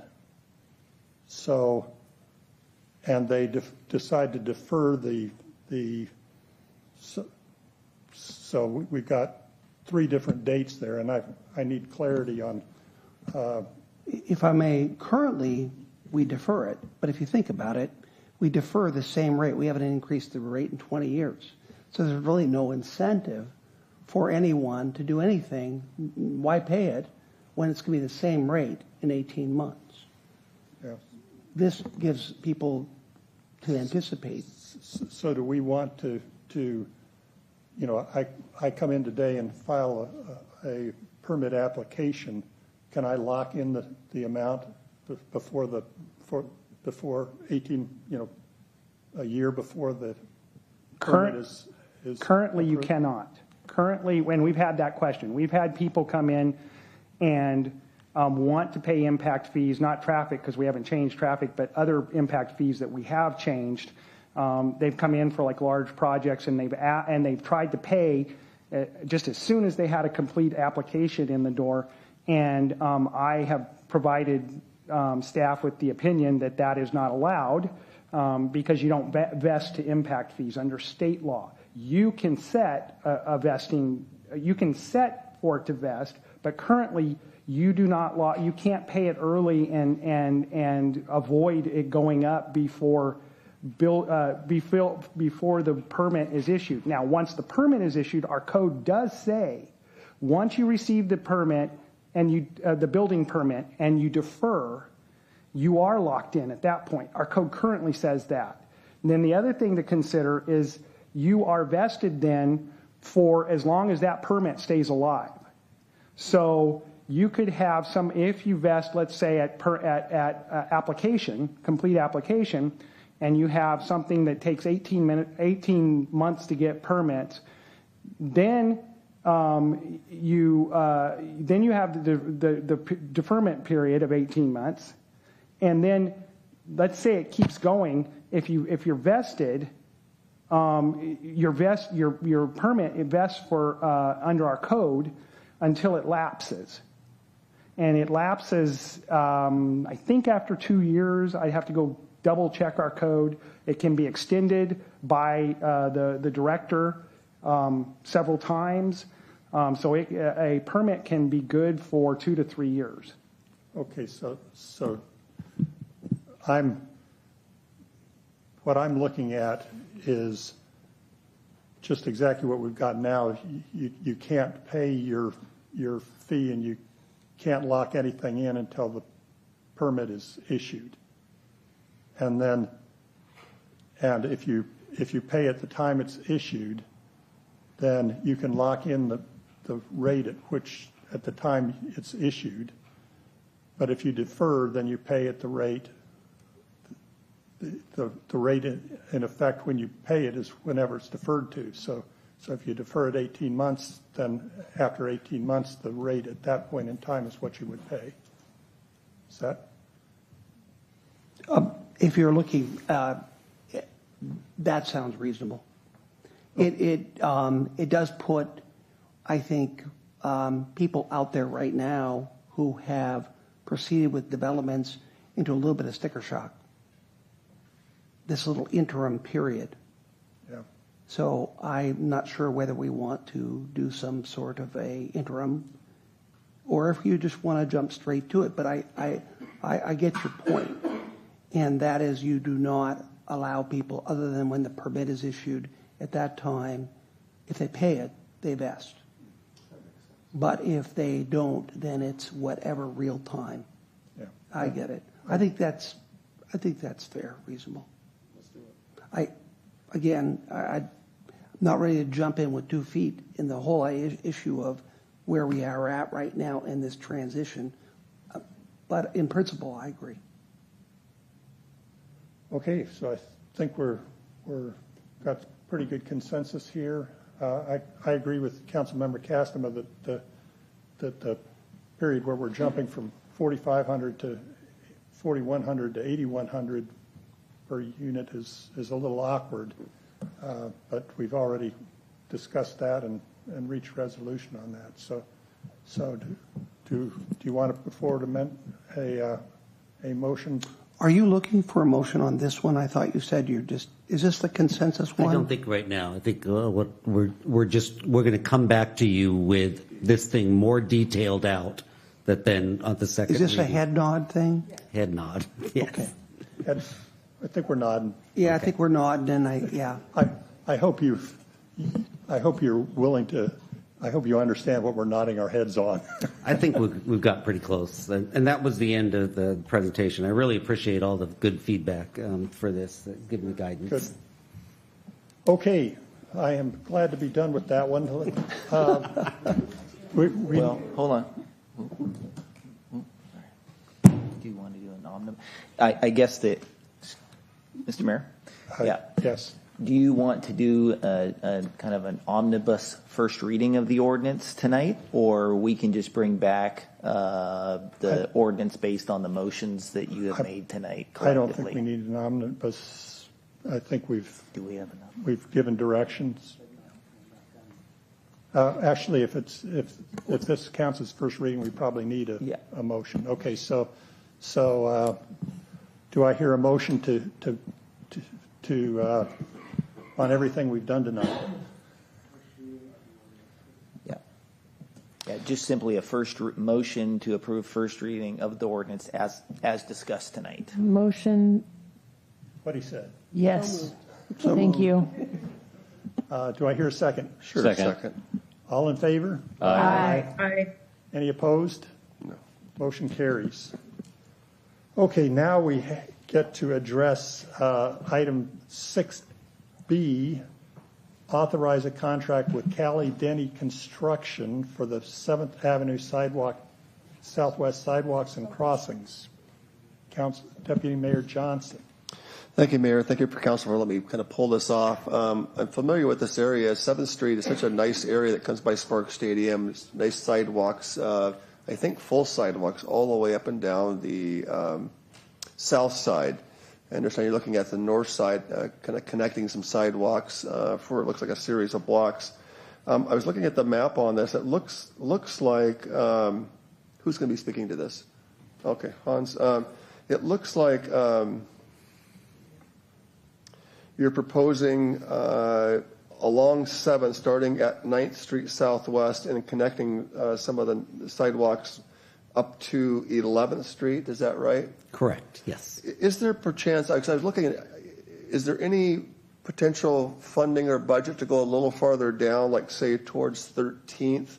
Because I noticed there's some disconnects there. I mean, is there any movement to go down farther in terms of funding potential, or just limited to those 2 blocks? Not with this particular contract, because we've already, part of this is funded by Transportation Improvement Board, but it does, one more piece of the puzzle of getting it done. And so the intention is we have a large utility project further down the street that will be coming next year that we could look at, like, is there possibility of adding some sidewalks into that along that thing? So it's just little pieces of the puzzle along the way. Yeah, okay, good. Well, anyway, I support it. I was looking at it and driving by it today and yesterday, and I think filling in that 1-2 block area with some sidewalks, because there's some already existing and some with just grass, and so this would give you a really, in essence, all the way up and down 7th, just great sidewalks on the north and south side of pedestrian safety and perfect. So thank you for that. Thanks, Council. So do I hear a motion? So moved. Second. Any discussion? All in favor? Aye. City Manager. Any opposed? Motion carries. Thank you, Mayor and Council. City Manager. Other business. Item 7A, informational presentation on water use efficiency plan. Mr. Mayor? Yes. Do you mind on this matter? This is going to be an informational presentation for a public hearing that will be coming before you at your next meeting. So in light of the time, and we do have an executive session, Mr. Davies can do this before the public hearing at the next meeting if you'd like. If you'd rather have it tonight, he can do it, and then you just have the public hearing. But their option is to just have the presentation before the public hearing. That sounds like a great idea. Okay,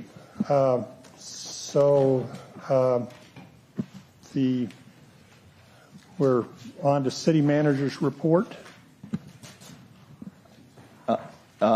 Just simply for your next meeting, which is in a couple weeks, we'll have the public hearing on the water use efficiency. We'll have the public hearing and second reading on the traffic impact fee, have the Lahar work group presentation relative to your work around the comp plan, and then also an update on our America 250 and World Cup efforts that we are collaborating with the Chamber of Commerce and other community partners on. So at this point, that's the extent. There might be a few other items that are added, but at this point, that's the preliminary agenda.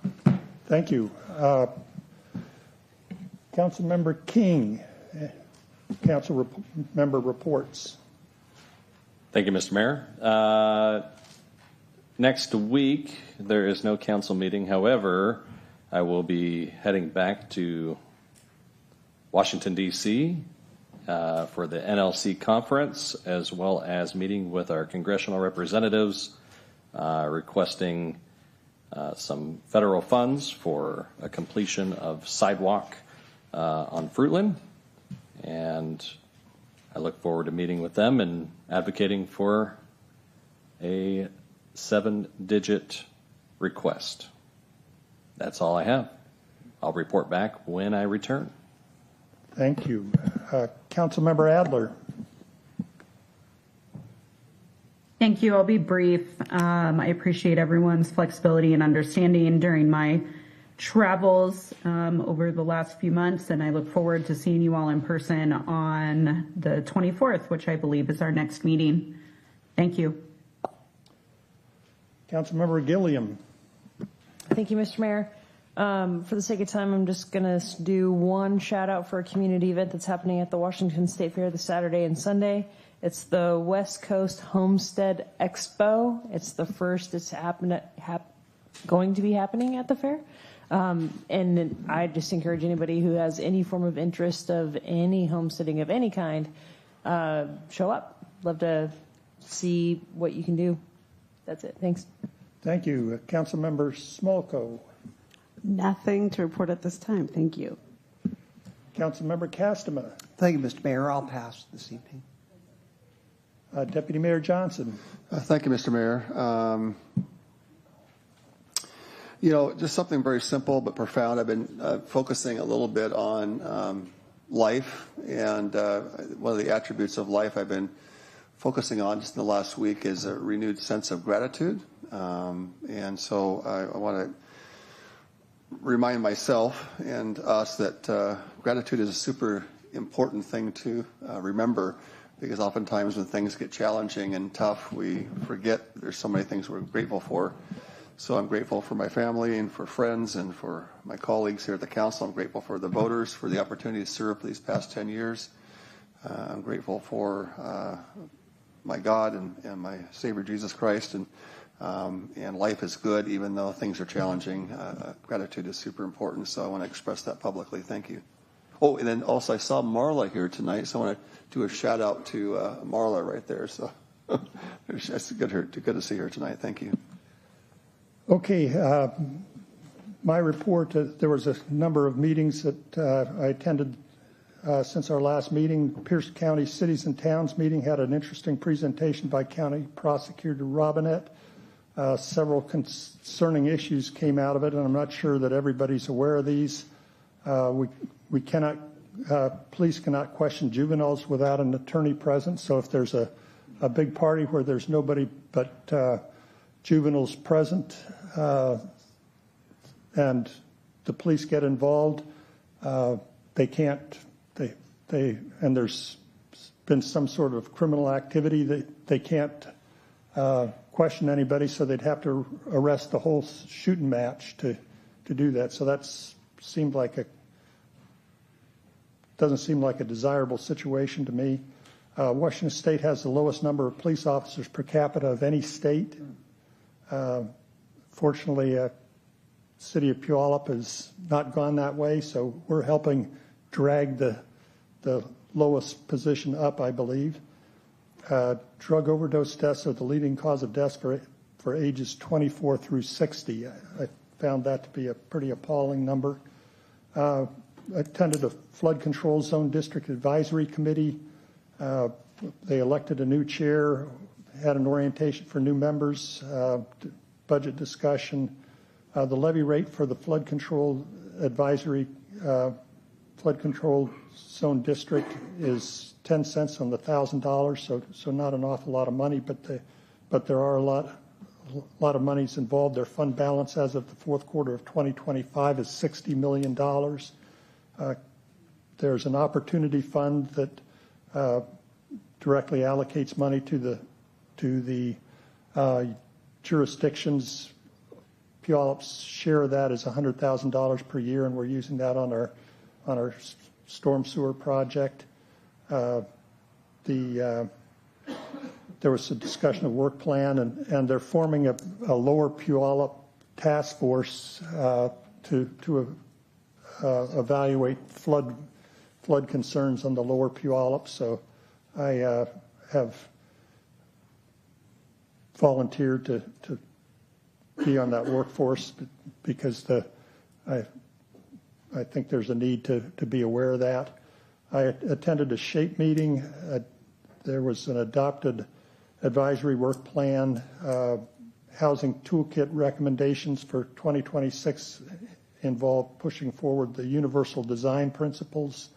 There's also an education and governance component to the work plan.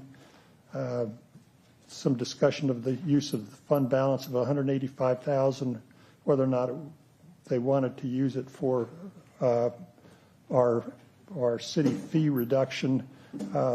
That's what it's been used for in the past, and so our city fees have not increased over the last couple of years. It sounds like they may well increase this year. That is my report. The council will now recess into executive session to discuss with city attorney matters related to agency enforcement actions. The executive session is expected to last 30 minutes, and no further action is expected following the executive session. We are now go into executive session.